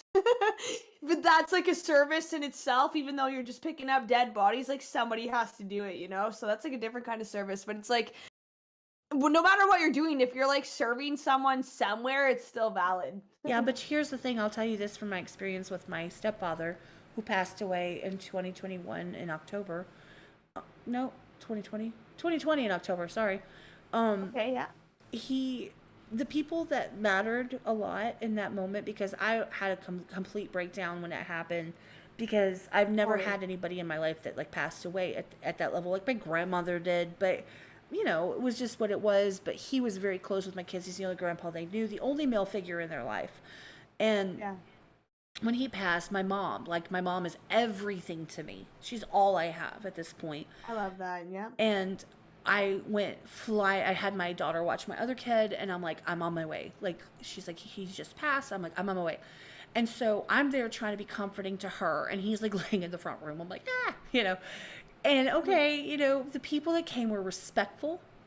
They were kind. They gave us the time. Do you need time? They were very intuitive as to what our needs were. They were trying to make it like as easy as possible. They weren't just like flap them in a bag and throw them in the back of the truck. Like, it wasn't like that. It mattered.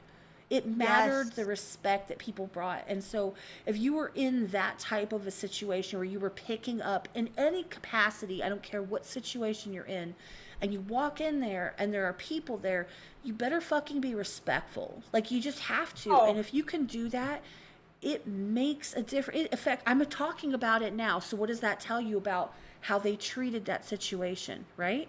It resonated with me. It's huge, man. And It's even huge. like, okay, so I did get hired onto a company that picks up dead bodies. And like the protocol that they go through in order to like maintain that respect when you're in an environment like that is like I respect it so much. Like I respect this company so much and like how they break it down because like those moments matter so much to like It does. a family. Or like to you, like Mm. hearing that from you, right? Like just being able to hold space for that in a way that's like beneficial to the people that are involved like that. So it's really interesting that you like are sharing that to me so I can like go into this.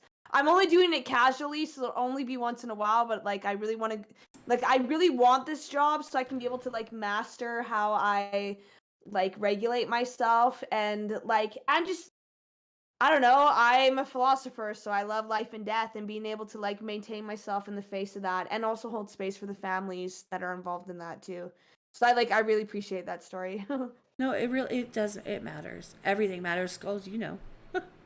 Yeah, well, I mean, fucking, what, the 22nd of February is when my wife's mother passed away, Oh yeah. and the cop who was there, he was amazing. I mean, he was so because of COVID and everything, like we couldn't find a funeral home, like a place that Yeah. would take the body. So it was like Oh really? he was calling everywhere, and eventually the cop he got so angry and everything because we were waiting like for like I think 5 hours after it Yeah. happened, Yeah. and no one came. And he was like, he got on the phone. He's like, I went upstairs. I went away from you guys because I had to get really stern with my lieutenant. I told him this is not cool. This is not respectful to the family. No. No. We need to do something here. We need to make something happen. And he finally made it happen and everything. And then when they brought her down to take her away, he brought us all into the kitchen, like, because they had to bring it through the living room and everything. And he was like, look, like this entire time I've been showing you guys respect the best I can. Now that we're taking her out the door, it's like, this is about her and showing her respect. And you guys shouldn't see this. This isn't how she would want you to see her. And I mean, like, it's so true because that's not how, like, if I had kids, I would not want my kids to remember me in that capacity. I want them to remember me for how I lived and how I treated them and everything. And Right. Totally. just the way he went about it and everything, it literally meant everything in that moment to everyone. And her entire side of the family, to me too, because I was thinking the same thing and I was trying to keep them away. Don't put yourself through that because you're going to be haunted. Just remember her for how she lived. Totally. Exactly. And that's the We're thing. getting a little heavy though. Jesus Christ. Well, I No, told you it's okay. It's okay. I live for this shit, man. Like I literally work at a homeless shelter and I want to pick up dead bodies. So like I'm a pretty heavy person as it is. that is the best description of who Rachel is in the description after the podcast. I will describe as she works in a homeless shelter and she like wants to pick up dead bodies. This shit's heavy. Like, don't fuck with us. Yeah. But I think it's important, man. Like I think the dead. So like I almost want to pick up the dead bodies to challenge my suicidal ideation in a fucked up way. But like those are the moments that are like so definitive. Like what you said, like time stops in those moments, and that's why it like matters so much who's there and who's doing it. Well, I used to when I was 18 years old. I started working on the nursing unit, in a cardiac unit. It was brand new floor in Olathe, Kansas. I was a unit secretary or whatever, so I was like, ironically, I was the liaison between everybody. So like the doctors would talk to me, the nurses would talk to me, the lab would talk to me, and all these different departments. I was the go-to person. Who would have thunk, right? Like, how does that work? And at the time they used to cross-train people, but I was not cross-trained as like a CNA where you go and take blood pressure and all that. I still don't understand that shit, but whatever. But whenever they'd have some crazy stuff happen, I would be in there, and there were some random ass situations where like the first time that I saw a dead body, they didn't know I'd never seen one. And I'm like, his foot looks wrong. Yeah. And they're like, oh, he passed. I'm like, well, that explains it. Like, it explains why guy. He looks weird. Like, okay. I was just saying, like, I'm not trying to be a jerk.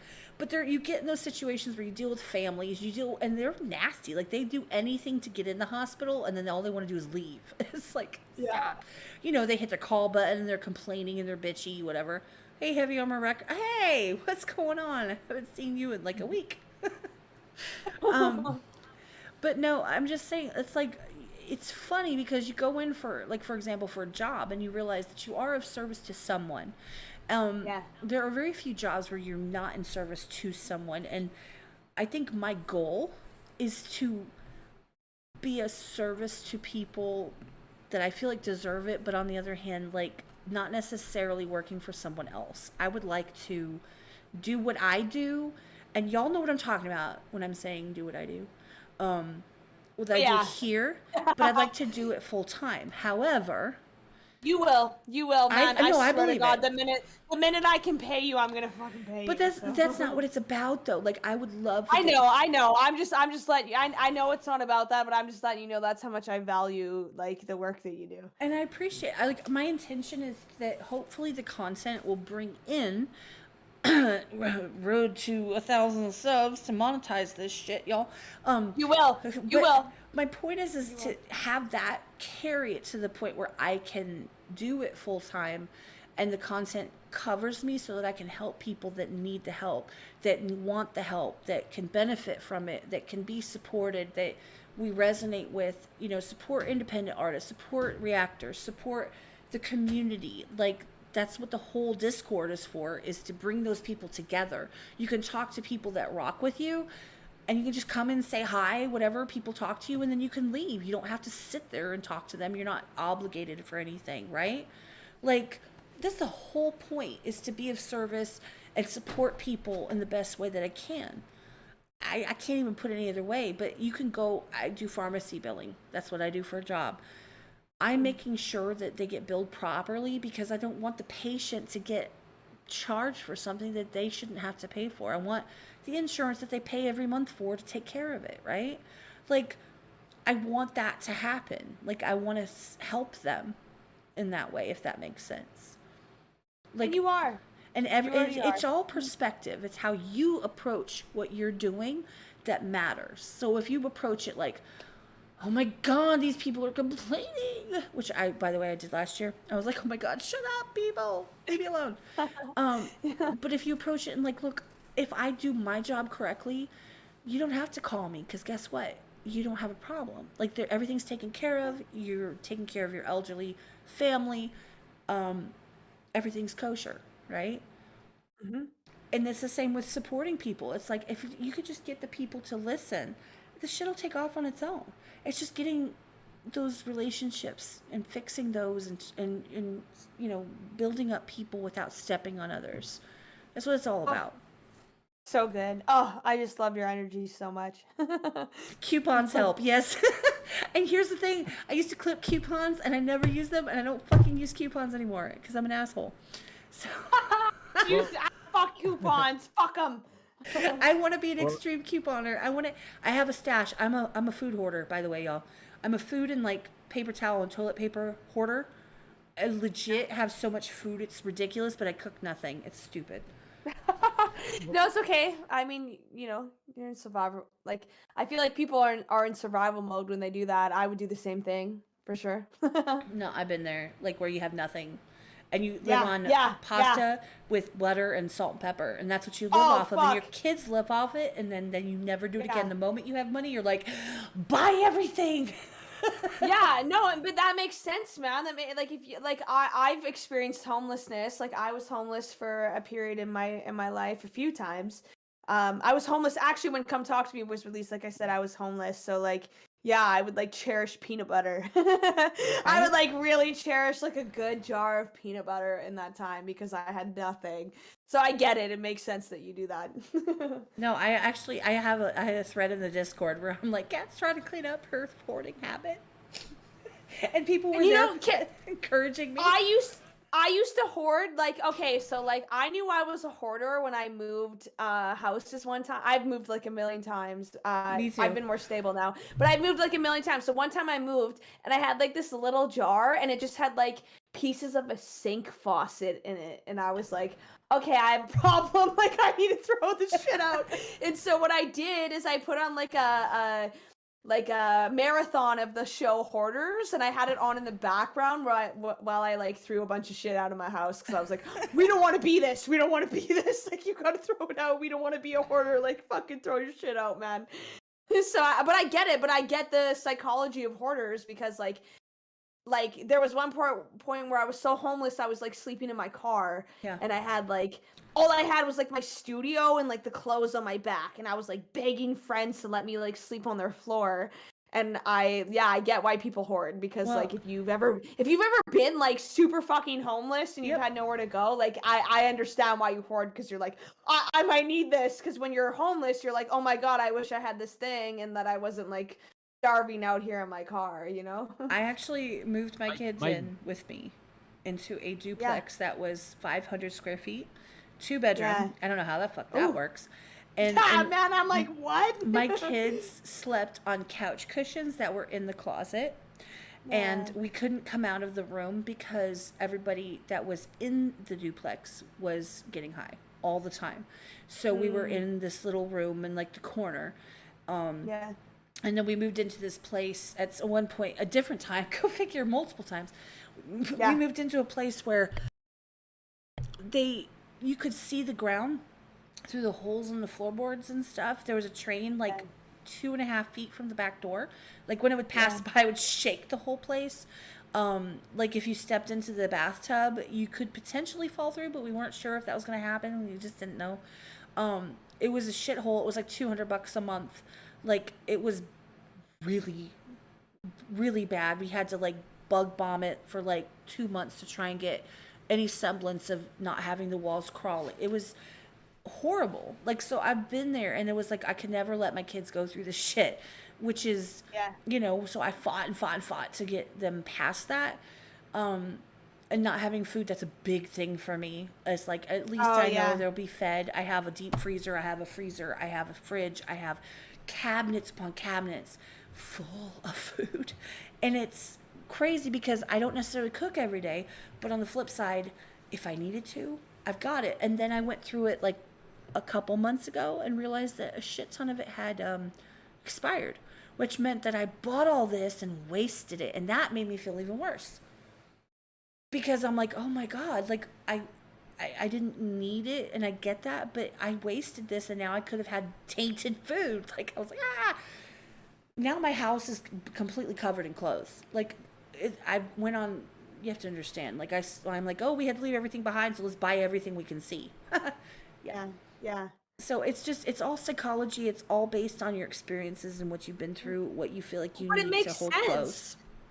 Yeah, it makes sense, man. Like when I was homeless, like I held on to everything because I was like, and it's just like, you know, I'm sure there's people that were more homeless than I was, but like it doesn't matter. Like, okay, I have to ask, how are you more homeless than homeless? Okay, so I was no, it's okay, ask away. I was what like in my line of work, like at the shelter or whatever, is what you would consider hidden homelessness.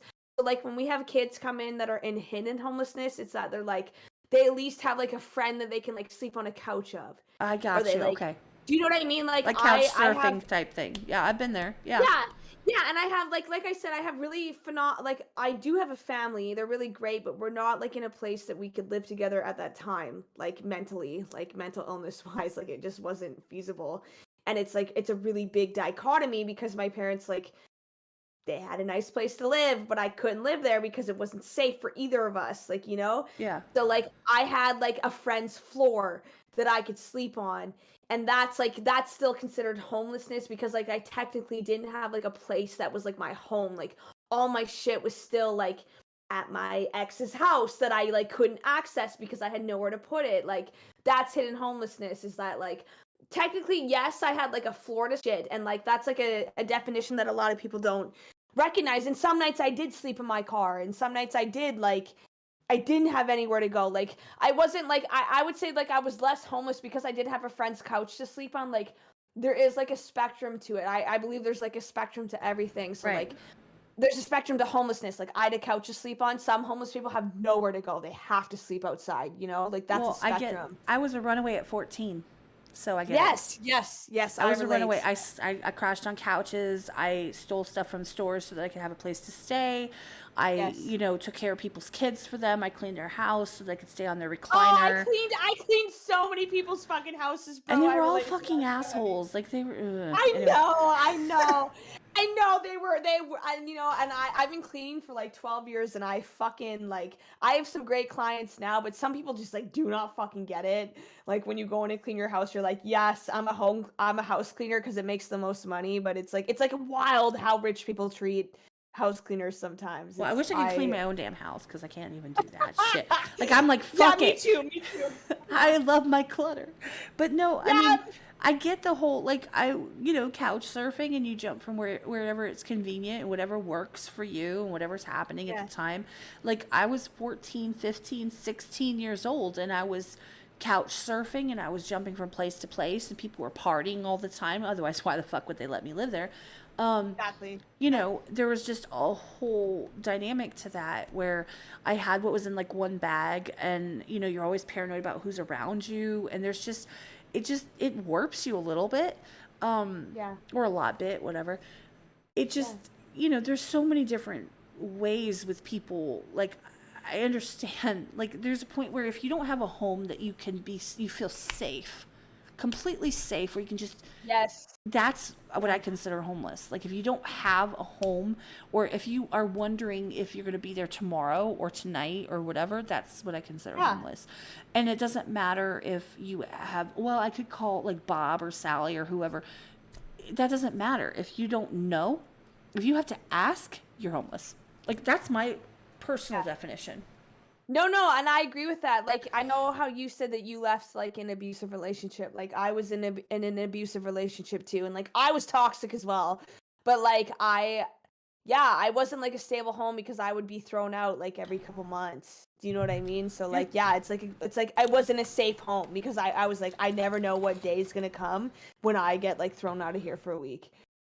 And that's, I would consider that homelessness as well, for sure, 100%. Mine was you need to leave because you obviously don't want to be here. And, oh no, I'm going to stay. And then when you need me the most, I'm going to leave then. And then you'll be screwed. And I'm going to tell the cops that I stashed something and I'm going to stash something somewhere. And so you'll lose the kids too. That was my experience with that. So it was like, that sucks. But look at you now, man. Exactly. And that's why It doesn't define me.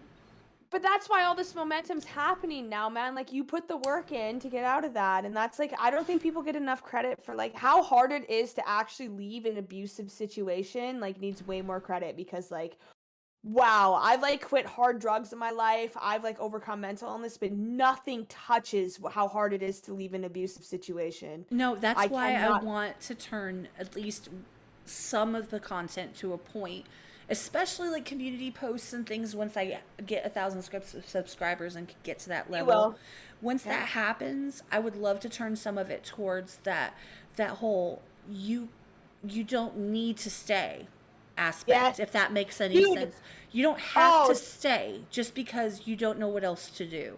There is more to life. Like, people don't, they get tunnel vision and they get really trapped in their bubble and they don't get that there's other things. Like, you know, you get to the point where you're like, you're not getting views, you're not getting this, you're not getting the other, and then you're like, okay, well, this is not for me, I shouldn't do this. You're trapped in that bubble, like, where you have tunnel vision and you don't see that, well, you know, if you reached your arm out over here, you could actually tap on someone's shoulder, they see your stuff, and all of a sudden shit blows up for you. You just, you don't see it. But other people can help you get through that, and just by saying, look, I just need to know that there's something else out there. That's sometimes all it takes. Yeah. And Skulls is completely silent this whole time. I know. Well, because it's sensitive, man. Even hearing you like talk about it is like so validating for me. Like, just to know that I didn't go through all of that alone. Like, and that's why and dude, if you want to do that, I would back that 100% because that was hands down the hardest thing I've ever done in my entire fucking life, was walk out of a relationship like that. Same. It took me over 12 years, and then I had to pay a shit ton of money, and I had to pay to serve this son of a bitch like 15 times and get a special dispensation from the judge to get him to be served without accepting being served. And he still tells my teenager, "Oh well, I didn't get served, so we're married." Oh, fuck you, motherfucker. No, we're not. You're like, no, we're not. But see, like, I didn't have kids involved in my situation, so I don't know. I can't even comprehend what that would be like. But like, Night props to you, Davasaurus. man. No, Good night. it just adds a different dynamic. It doesn't make it any less or more hard, if that makes sense. Like, it doesn't make it any different. It just, honestly, when you're in that situation, when you're being, treated some type of way and you're being gaslighted, like, it just is what it is. It doesn't matter. Like, yeah, he had other things to use against me, which were my children. He used those, our kids against me, and it's funny because his stupid ass emailed me. It was like, if you don't answer me, I'm gonna send the cops. And I'm like, okay, cool. So I printed the email, so when the cops showed up at my door, I showed them the email. They said, he will never bother you again. I guarantee you he probably tried like at least 4 or 5 more times. They never showed up at my door. They were like, yeah, we're not doing this shit. They're like, yeah, you know what? Never mind. Never mind.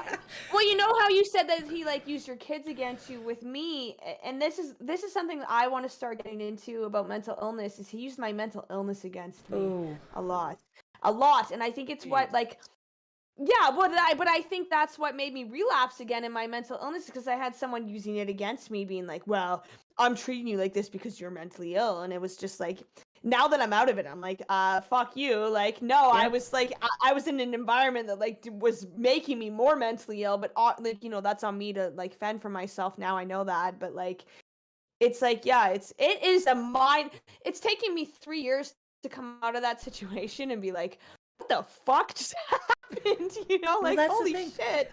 I don't have the mental situation that you do. I don't have that. Like, I'm okay. thankful and I'm blessed in that way. But on the flip side of that, I was led to believe I did.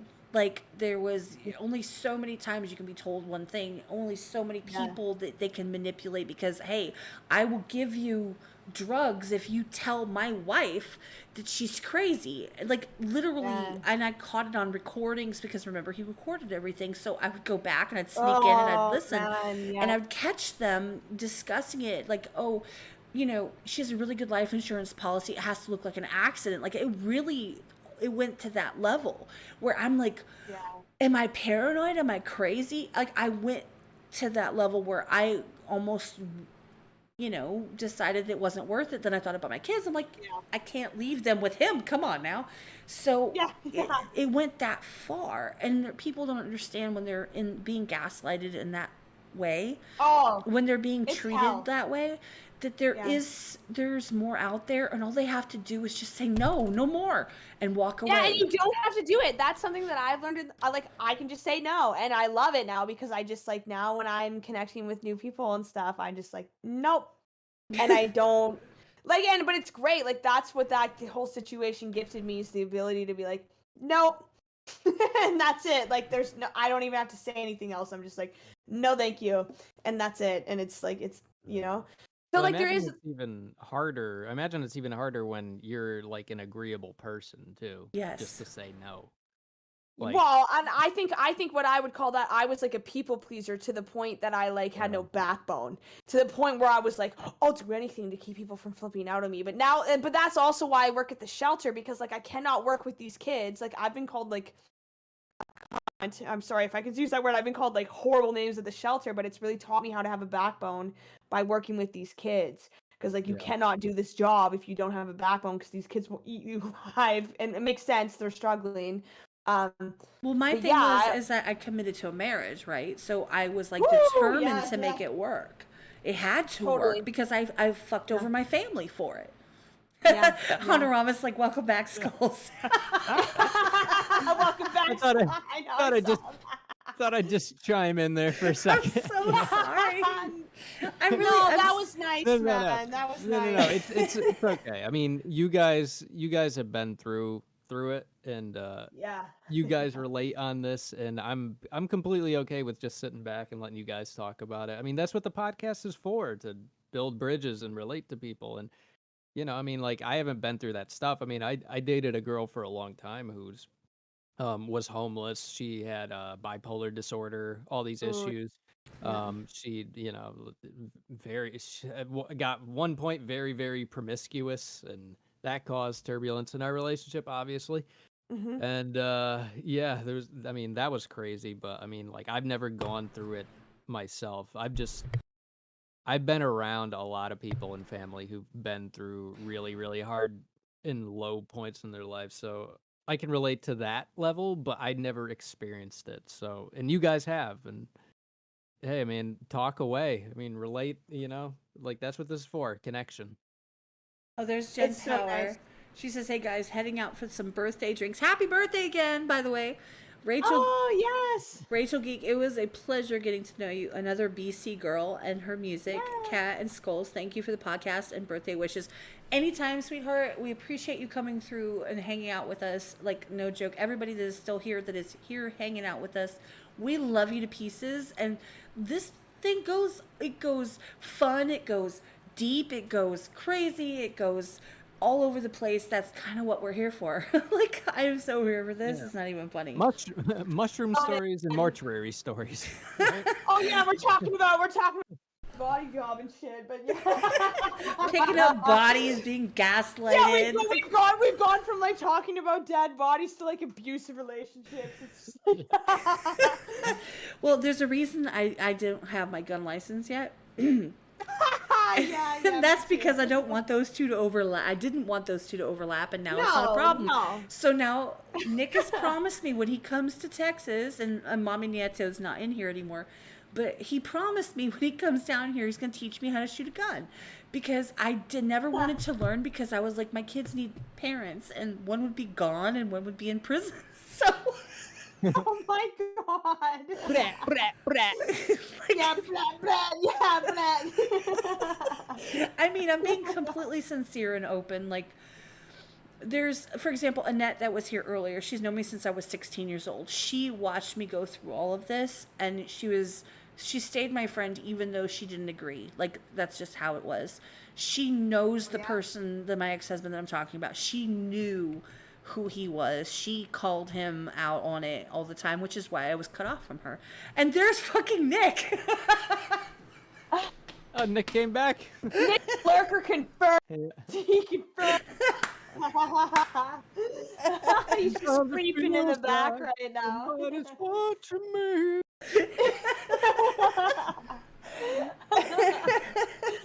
Oh Welcome my gosh. back, Nick. I'm sorry. Yeah, welcome back. Hey, Nick. Nick, don't lurk. Yeah. I'm just getting back too, Nick. So It's okay. We went off there for a minute, but that was like beautiful and so healing for me. And I'm just like so happy we had that conversation, because like I haven't been open about like my abusive relationship like ever, and it's really healing to be able to like talk about it. Well, it's hard to be open about it because on one side you kind of like want to let it out. Like, I'm like, I should write a book. I should write a book. Like, Yeah, I should write a book. Yeah, I should write. But then on the other side, you're like, maybe it was my fault. You know? no, but Yeah. it's not as much my fault as I feel like I don't know if I really am ready to open up to that I'm not that person. Like, that is who I was and the situations I was in. It's not who I am now. And the reason I am where I am now in this moment is because I was like, all the times I heard, everyone hates you. No one loves you. Everyone thinks you're a piece of shit. And I'm like, no, they don't. Everywhere else I go, I have friends. They love me. Like, I have, like, my coworkers got along with me. All these different departments got along with me. Like, it didn't make sense to me. All of a sudden, it was like, oh, well, everyone hates you. No, they don't. But it was hard to reconcile that within the situation. Yeah. And now outside of the situation, there are people that I just meet and we resonate and we rock together and it's cool. Like, I don't have very many people that dislike me on a visceral level. Like, thank fuck for that, because I don't need that right now. But No, you're awesome, dude. I'm just saying, You're authentic. I love it. Yeah, It's just you literally have to be an idiot to not like you. well, Yeah, for real. I mean, like Dude, you like- have to not know what you're looking for in a friend. Yeah. Like you. Dude, I like, you talk have to so integrity. many people. I talk to so many people, and like you have stood out to me, like 100%.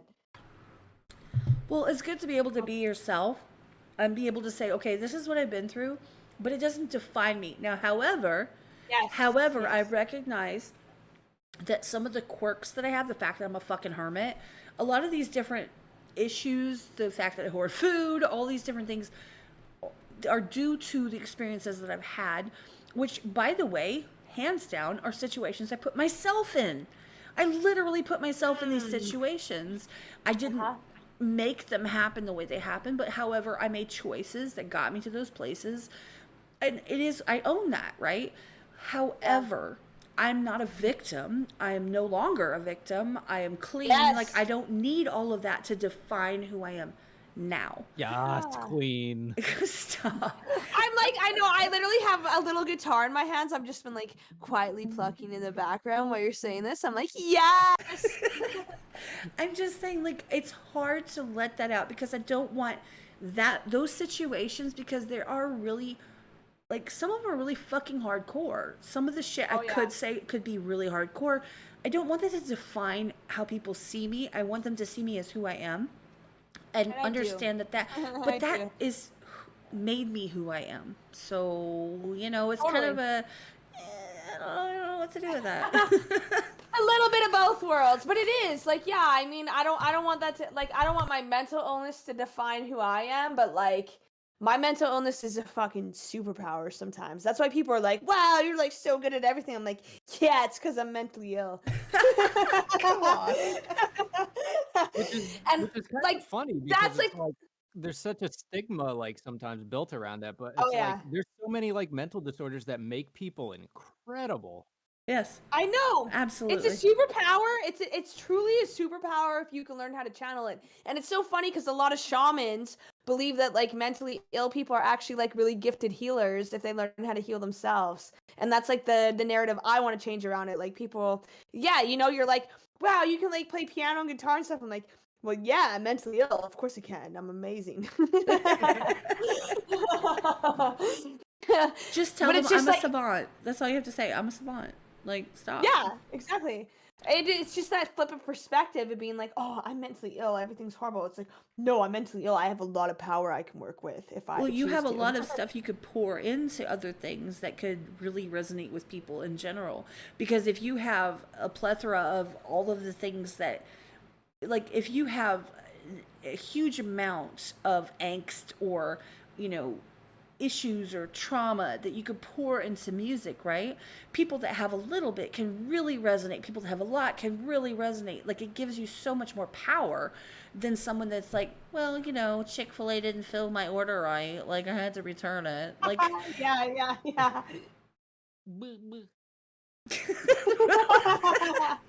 That's my droopy dog crying. but that's the thing, is that on the other hand, that might have like ruined their life. Like, who knows? They could have had their order filled wrong and they brought it to their boss. They got fired. Like, it could be a whole thing. Oh, okay. Well, And that was it. That was like the thing that ruined their life, That was the Yeah. catalyst. That was it. That was the straw. Like, before you that was it. before you expanded on that, I was about to say pussy. And what's funny is you didn't, but now you did anyway. So And now you did. Yeah, exactly. I know, I'm a piece of shit. Damn it. hey Rita, what's up? That's my mod Darth Meows. That's his girl. Is Rita. Fucking Rita. Let me go get my guitar now. She I says, have my guitar. Literally, I've just been like, Yeah, whenever anyone mentions the guitar, I have to go grab it. Tawaka, $5, same. Your past made you, but it's not who you are. Why I don't talk about mine. Thing is that it's like, okay, for example, being on a podcast, being open to people and saying, look, I'm here. What do you want to know, right? Do you talk about those things, or do you be like, well, it doesn't define me, therefore I'm not going to speak about it? I'm more of the mind lately of being like, and I think I've been this way for a while, like, I'm going to talk about it because I'm not going to talk about it at length. However, if it applies in the conversation, I'm going to speak on it. And one of these days, I'm just going to put it this way. One of these days, my ex-husband's going to figure out that I'm on YouTube and that it's public, right? And he's going to show up in the chat. He's going to show up in the chat and he's going to be like, she's such a psycho bitch. I hate her. And please, I wish a motherfucker would. Let's go. Oh, I'm gonna call him off. I'm gonna call him off on his small dick energy there. But no, that's the thing is that because that's what narcissists do. Is they think that, oh my god, my story is the only one that counts. You know, it's that shit. But do you talk about it or do you hold it back? And I feel no, man. Dude, I've gone to the okay. So what my mental illness is falls on the spectrum of narcissism. I'm telling you right now, the only thing that helps a narcissist is holding them fucking accountable. That's it. Like, not this fucking love shit where you're like, well, if I just love them harder and enable them harder. No, the only fucking thing that has ever helped me in my life is a consequence. And I'm going to tell you that right now. I do fall in the line of narcissism. I'm not a full-blown narcissist. But, like, the only thing that helps them is consequences and holding them accountable, not, like, enabling them through love. Do you know what I'm saying? The irony so, like, is because he would say all the time. Love is like power to them, it seems like. Yeah, it really is. Because but is it authentic love if you're enabling them? Like, true authentic love is holding them accountable, being like, hey, you're kind of being a piece of shit right now. Like, I would not be where I am right now if it wasn't for people being like, hey, you're being a piece of shit. And I was just like, oh, in the moment, of course, I'm like, fuck you, like, fuck this, like, you don't know what you're talking about. But it wasn't until later that I was like, oh, you're right. What if you offset your attitude with the fact that, like, hey, you think I'm a piece of shit, but oh wait, I've got the best weed. Yeah, they're gonna love you. Like, that's kind of the situation I was in with my ex-husband. Like, he would tell me all the time, he's like, the reason you can talk your shit is because you don't have any consequences. No one holds you accountable for anything. And I'm like, bitch, he was projecting. Yes, I know. And I would tell him that. I'm like, if you have to keep telling people you're awesome, it's because you're not. So, like, that's the whole thing, is that this sounds, okay, understand what I'm trying to say. I know you will. I would love to hear from someone who considers themselves or acknowledges that they are a narcissist, to understand the fact that I was with a narcissist who was completely, he was in his own reality. Everything that he said was true. And anyone that disagreed was just wrong. Yeah. Like, yeah, but that's why they speculate. So narcissism, they actually, I've researched so much on narcissism because I think it's like a really big, if we can figure out narcissism, we're going to be able to cure a lot of mental illnesses. But, like, a narcissist, they believe, are, like, way more in a psychosis than anybody else. And, like, that's the psychosis, is that, like, they're right and everybody else is wrong. And that's why, like, a lot of people enable them and thinking that they're, like, helping them, but they're actually doing more damage when they're not, like, holding them accountable. Because when you hold them accountable, for their shitty behavior, you're breaking them out of the psychosis. Yeah, they get mad. They get mad. Oh, and you should get mad and hold them accountable, Matt. No, but they get mad. They're like, oh wait, you're crazy. Oh, yeah. I'm right. You're wrong. How dare you? Like it gets hinky. Yeah. It depends on the level of the person and the intention of the person. Like, you are self-aware to a point where you're capable of being able to acknowledge your own faults. When someone feels they are not capable of faults, like when they're like, oh, I went to counselors, and every time I spoke to a counselor, they were like, oh my God, you know so much more than me. I'm like, that's some bullshit. Like, right there. There's no way. Every counselor you ever have gone to has told you that you know more than they do, and have thought, oh, you're so smart and amazing. That's not true. That's a fucking lie. Like, that's the level. Like, it just depends on the self-awareness and if you're willing to acknowledge it and work on it, versus if you're just fucking crazy. There's a difference. There's a difference if you're, like, just in your own world and living in it, and people better bow down and fall in line, or else fuck them.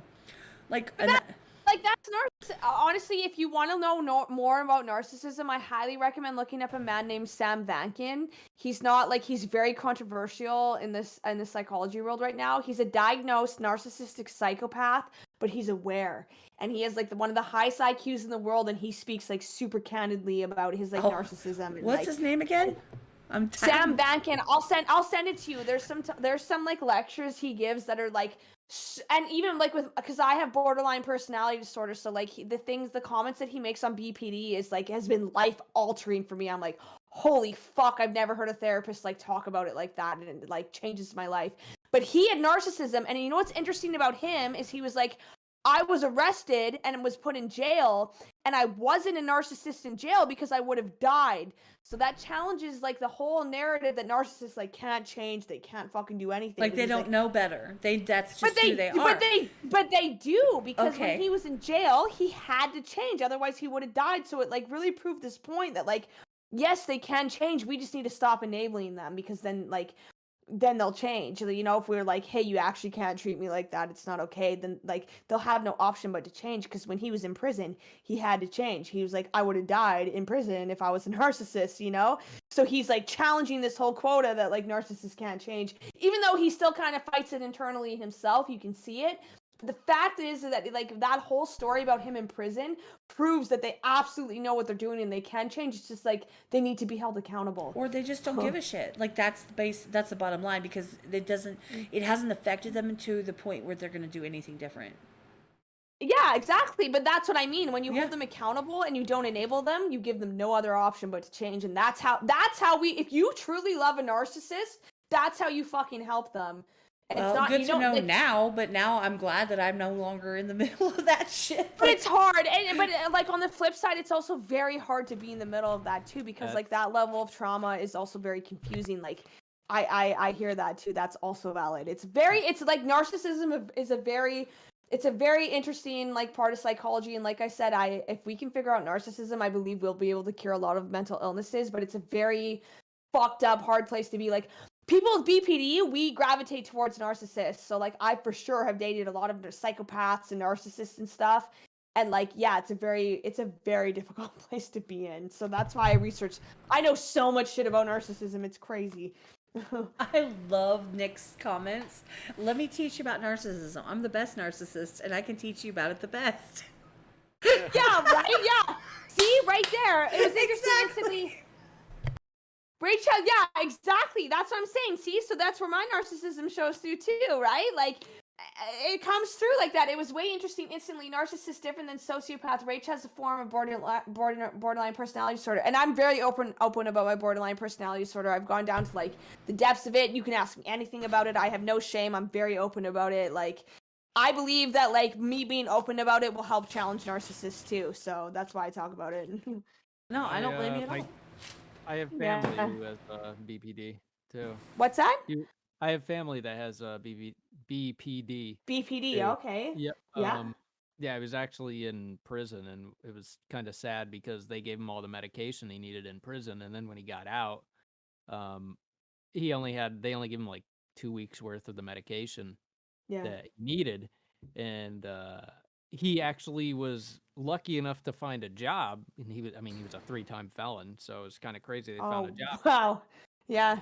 But he made too much money to get state insurance for his his stuff. So what happened was all his symptoms started coming back, and I think ultimately what happened was between that and his addiction issues, it was easier to go back to prison. So he put himself. Well, I think the thing with a personality disorder like that is like the ones that like find recovery, you have to want it. Like I'm not gonna lie, like recovering from something like that takes a fuck ton of work. Like it's not like oh, do a little bit of work here. Like it is day in and day out until you rewire those pathways, and like those pathways are deep. So like, yeah, I get it. I get why he did that. Like it's exhausting, and not everyone like can handle it. And like I watched him. He tried very hard. I bet, yeah.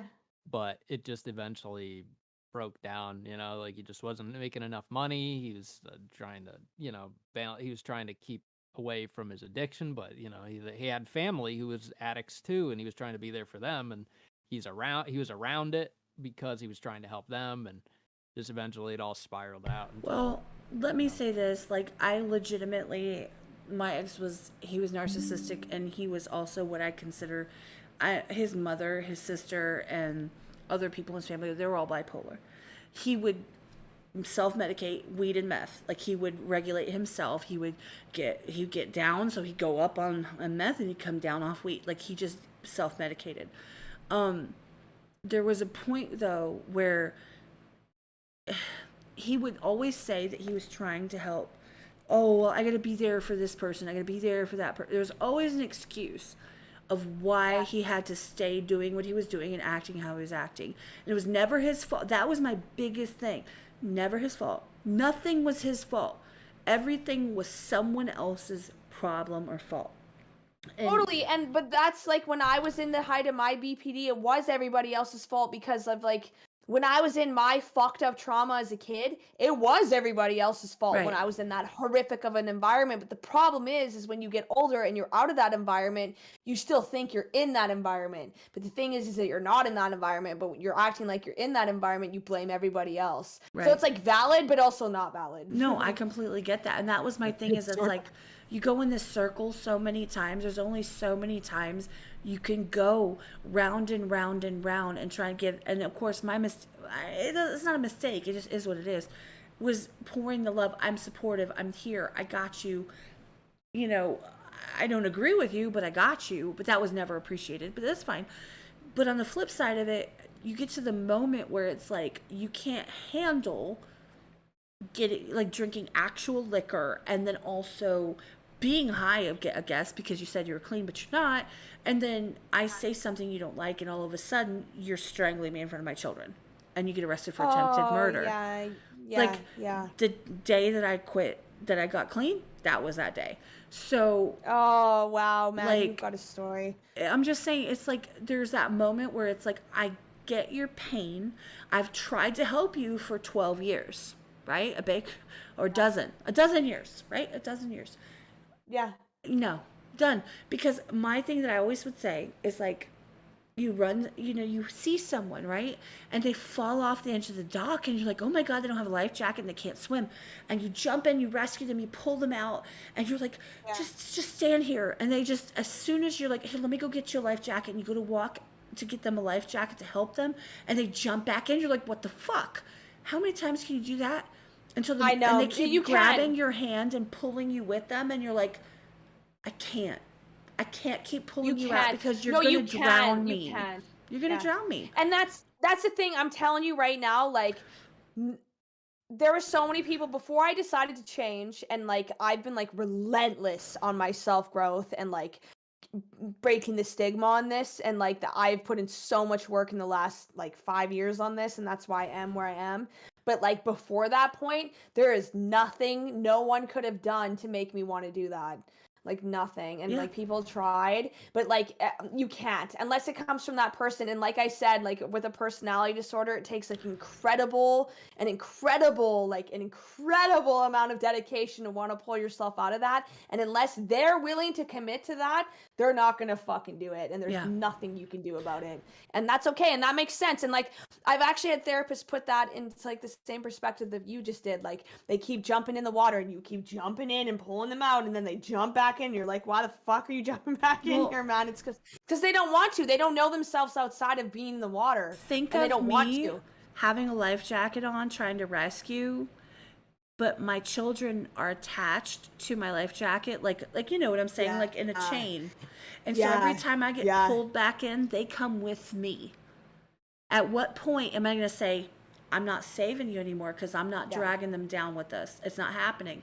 I had to make that choice, or else I needed to take my life jacket off. I needed to jump in too, right? And leave them on the dock. And I'm not fucking doing that. So that's kind of like where that whole mentality came for me, where it's like, I meant it, but you didn't, and you're not willing to do anything to fix it, so I'm out. And I had to drop a restraining order to come across state lines to get out of Florida to come to Texas. I've had the same phone number, the same address, the same rooms for my kids, like, since we moved here. Like, consistency, stability was not a thing. They didn't understand the concept until we got here, and now they get it. Like, it just is what it is.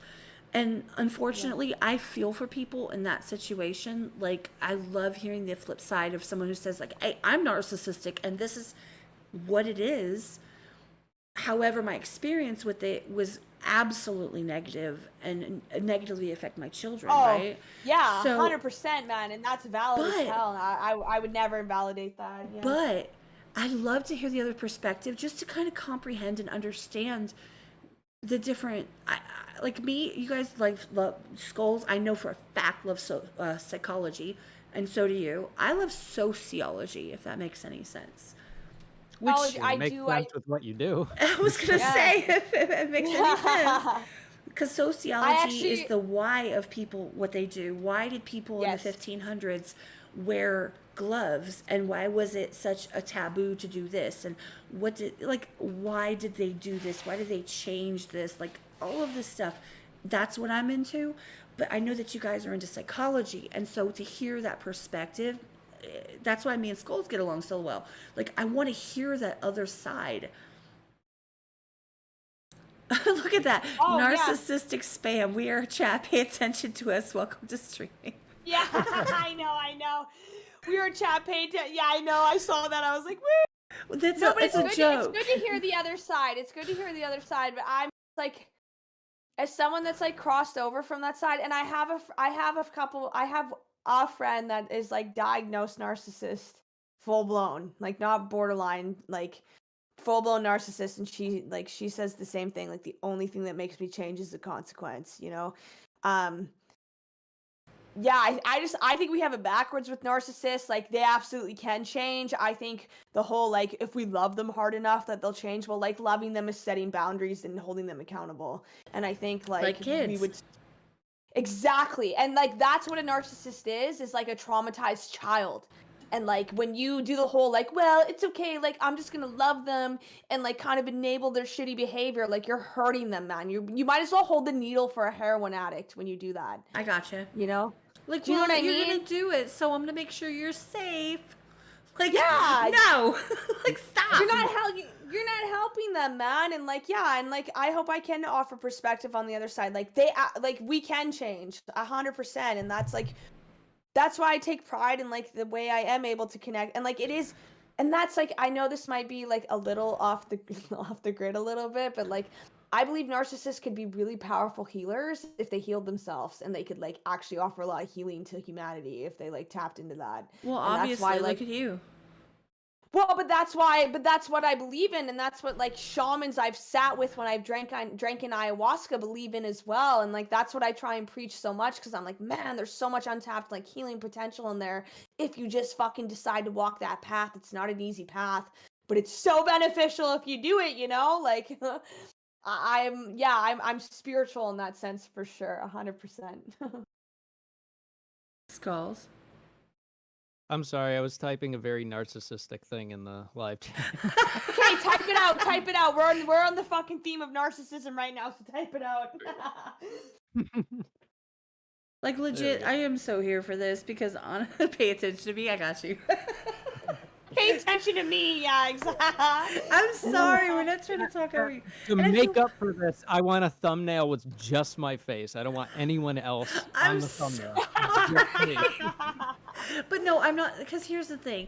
This is the type of conversation I would love to have for people that just don't understand. They just don't get it. Like, I'd love to be completely open about, hey, and Skulls, you and I have had these conversations with other people about different subjects where it's like, hey, this is my experience. Remember, we had it with Truth, where it was the comment that was in his live where somebody was saying something that seemed really fucking racist, and he explained it, and he was like, that's not quite where that came from, right? But I said, look, as a white person that saw somebody talking about white music, like, that hit me some type of way.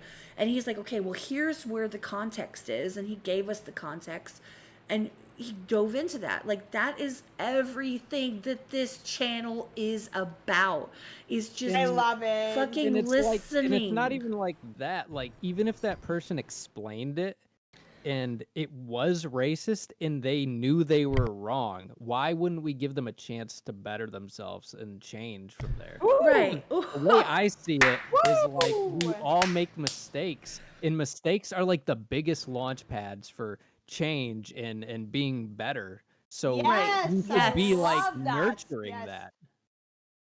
We need You to know how let him many talk stupid more. I've said so many stupid things as a kid, and you know what it made me realize? That I was stupid.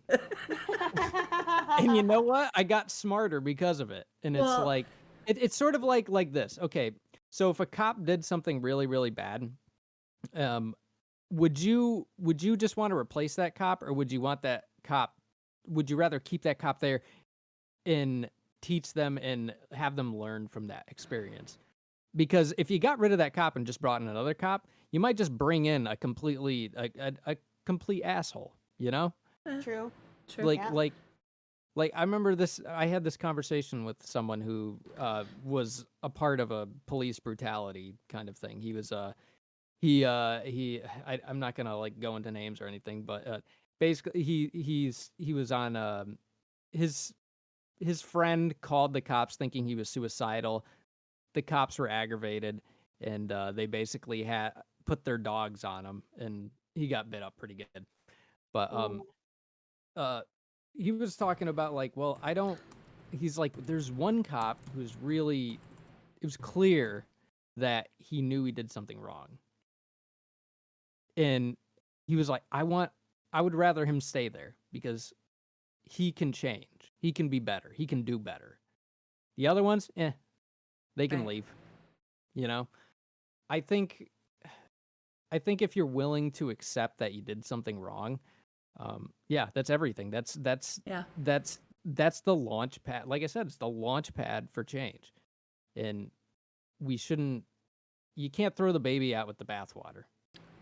Facts. You know, Oh, you can't throw the baby out with the bathwater. That's a good one.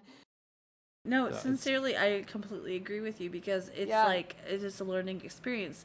The issue can be potentially that they just don't give a fuck, but on the flip side, that's not who we are. We care. Yes. We want Yes. people to grow and learn, and like our experiences are the intention of sharing our experiences. Rachel, tell me if I'm wrong. Skulls, you're the same. Is to Yeah.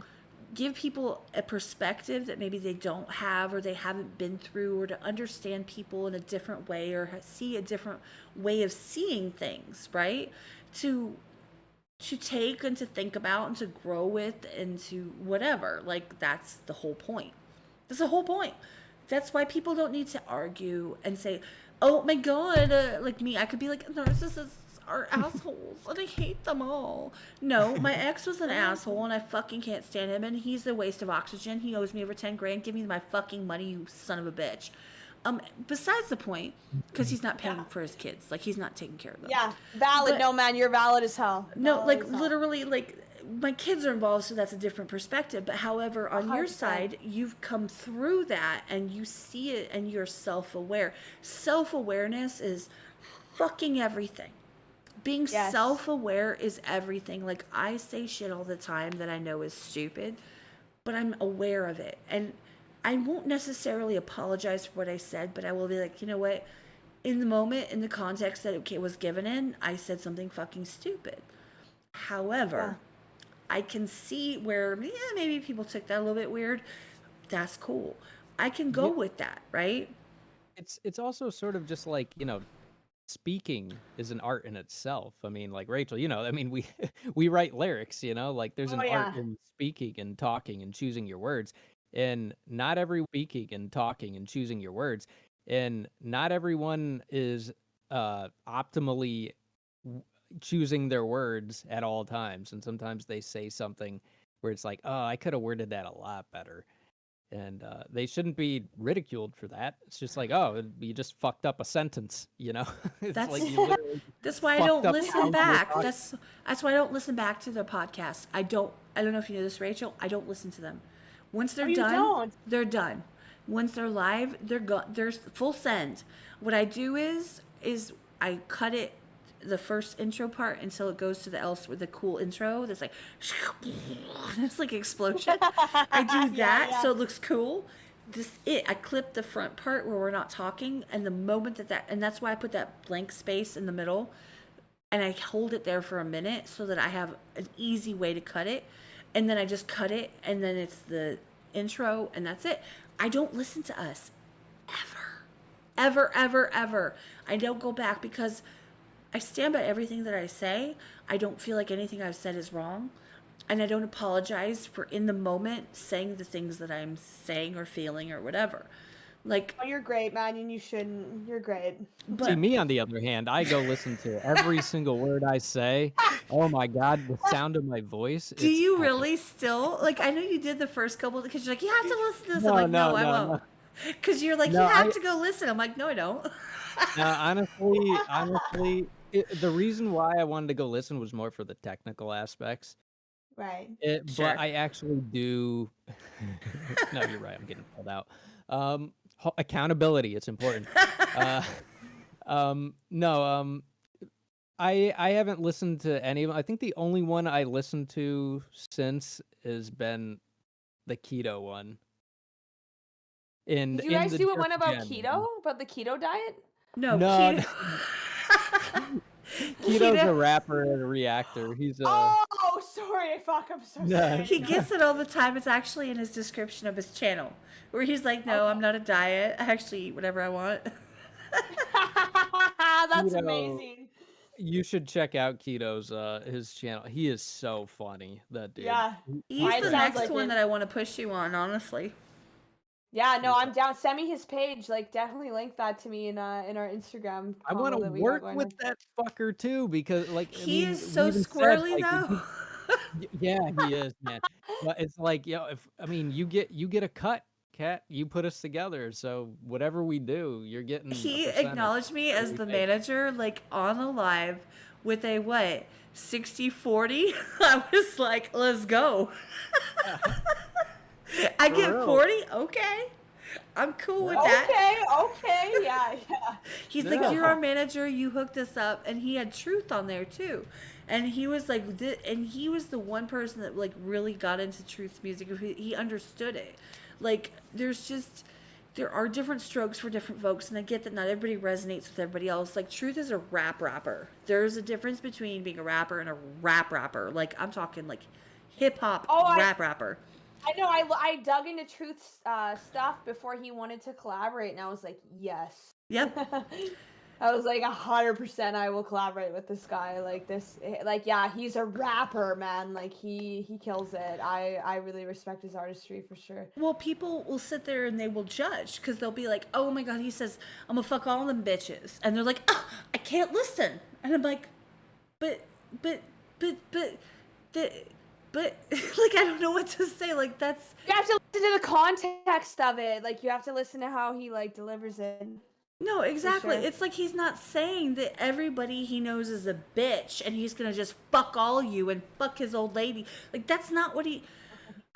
It's rap. It's different. It's a different, like, mindset. You have to see it from that mindset. And some people 100%. Don't understand, and that's cool. That's okay. Yeah. It's not for everybody. I hate freestyle. I'm not gonna lie. I don't like freestyle. I'm talking like battle. Valid? No, that's valid, man. That's fair. I don't like what is it, like a battle rap freestyle like Harry Mack. I don't listen to anything that he does. I just don't. Have a good night, Jared. Hey, good night, Jared. Mom spaghetti. I'm just saying, there's all these people that really resonate with each other and they understand each other on different levels. Like, I'm sure if Keto heard you, he would be like, "What the? Oh my God!" Like, if I had put a different song in front of Just Jen, she would have gone fucking nuts. However, you know what I mean? Like, there's just different styles for everybody, different strokes for different folks, all that. Yeah, 100%. Yeah, I'm definitely less of a rapper. I would say I always pursue the song and, less about like coming up with a crazy metaphor or anything. I'd rather just pursue the narrative. And there's some people that are super technical that they want to have every line has to be a double, triple, whatever. And it's like, I get it and it's cool, but it just like, I don't want to have to be like, oh, well, that line meant this, and this. Oh, good job. Like, Yeah, I at don't some need point- People are that. like Like really into that. Some people are really into that sometimes. But I mean, there's there's a little bit of everything in the world. Todd knows the song I'm talking Yeah. about. He's just, I can fuck any bitch that I want. Not if not, Shorty been blocking her blessings. He knows the exact line. He knows what I'm talking about. It's from Team Supreme. If I'm not mistaken, it's from Team Supreme. The song with he did with King Los. Like, come on, man. He collabed with Oh, King nice. Los. Come on. I know. I saw some of the collaborations he had, and I was like, yup. Yup. And he's just a dope human being. I just like his energy a lot. I really fuck with Truth. I like Truth too. Yeah, I really like Me it. How, too. That was a double. dudes, That was a Thanks, double, Sophie. y'all. Bars. Thank dude, you. we've been talking. Have we been talking for like 4 hours? I just want to throw that out there right now. I think we've been talking for like 4 hours. 3 Yeah, I've hours, been 48 meaning to minutes, say- and 48 seconds. I've been meaning to say, I gotta go. Like, it's almost 1 over here. Yeah, it's almost Oh midnight yeah, here. oh yeah, you're in Connecticut. Yeah, it's like it's 10 p.m. here, but I was hoping to rip on my longboard to go get some food here soon. I Well, might then we're do gonna end that. this. That was a perfect segue into the what the fuck, y'all. We've been talking forever, and I got shit to do. Oh, you Let's- guys are so good to talk to, and I just want to say, like, thank you so much for like holding space for me to like talk about my mental health shit and not like judging me for it. I like that means so much to me. So like, thank you guys. No, of course, we're happy to have you. Yeah, Exactly. you I guys mean, are we great, all- honestly. What? I was just saying, you guys are great. I've been asked to do a few podcasts, but like I really felt like a connection to you guys, so I just wanted to say thank you for that. Well, you're welcome on anytime. Seriously, anytime. If you had a bad week or some shit, like, come on, let it off your chest. Like, that's what we're here for. I'm down. Absolutely. Like, just hit us Yeah. up and let us know, and we will make it happen. Yeah, I'm fucking down. By the way, thank you, chat, for being here this long. Whoever is still here, whoever's listening in the future, remember if you want to Yeah. follow Rachel, it's in the description. I'm gonna say exclamation point Rachel in chat, but you won't have chat after this. So just look in the description. Her channel is there. Follow her, subscribe to her, check her out on Instagram.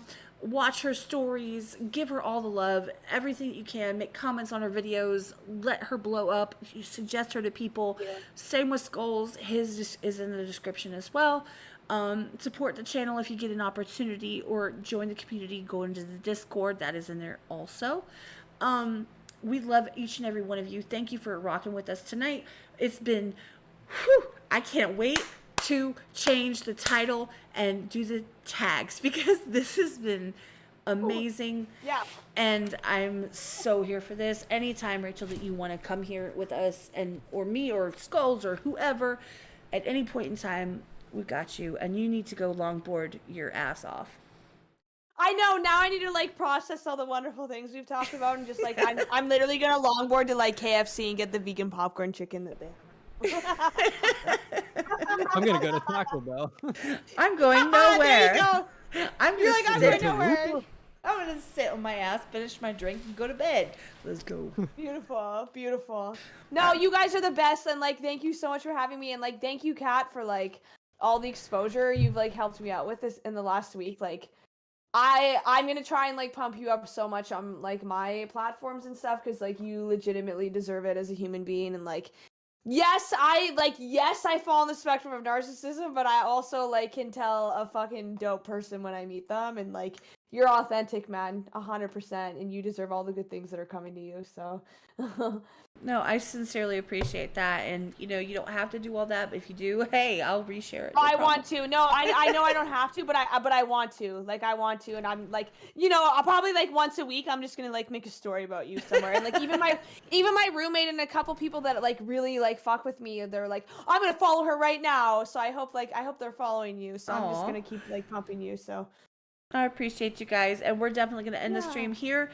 We're gonna get out of here. So you guys have a wonderful night. Check the description, and thank you for being here. Love y'all. Wait, and we'll see y'all elsewhere. Huh? Huh? yeah, nice, good way to end it. And scene, okay? And scene.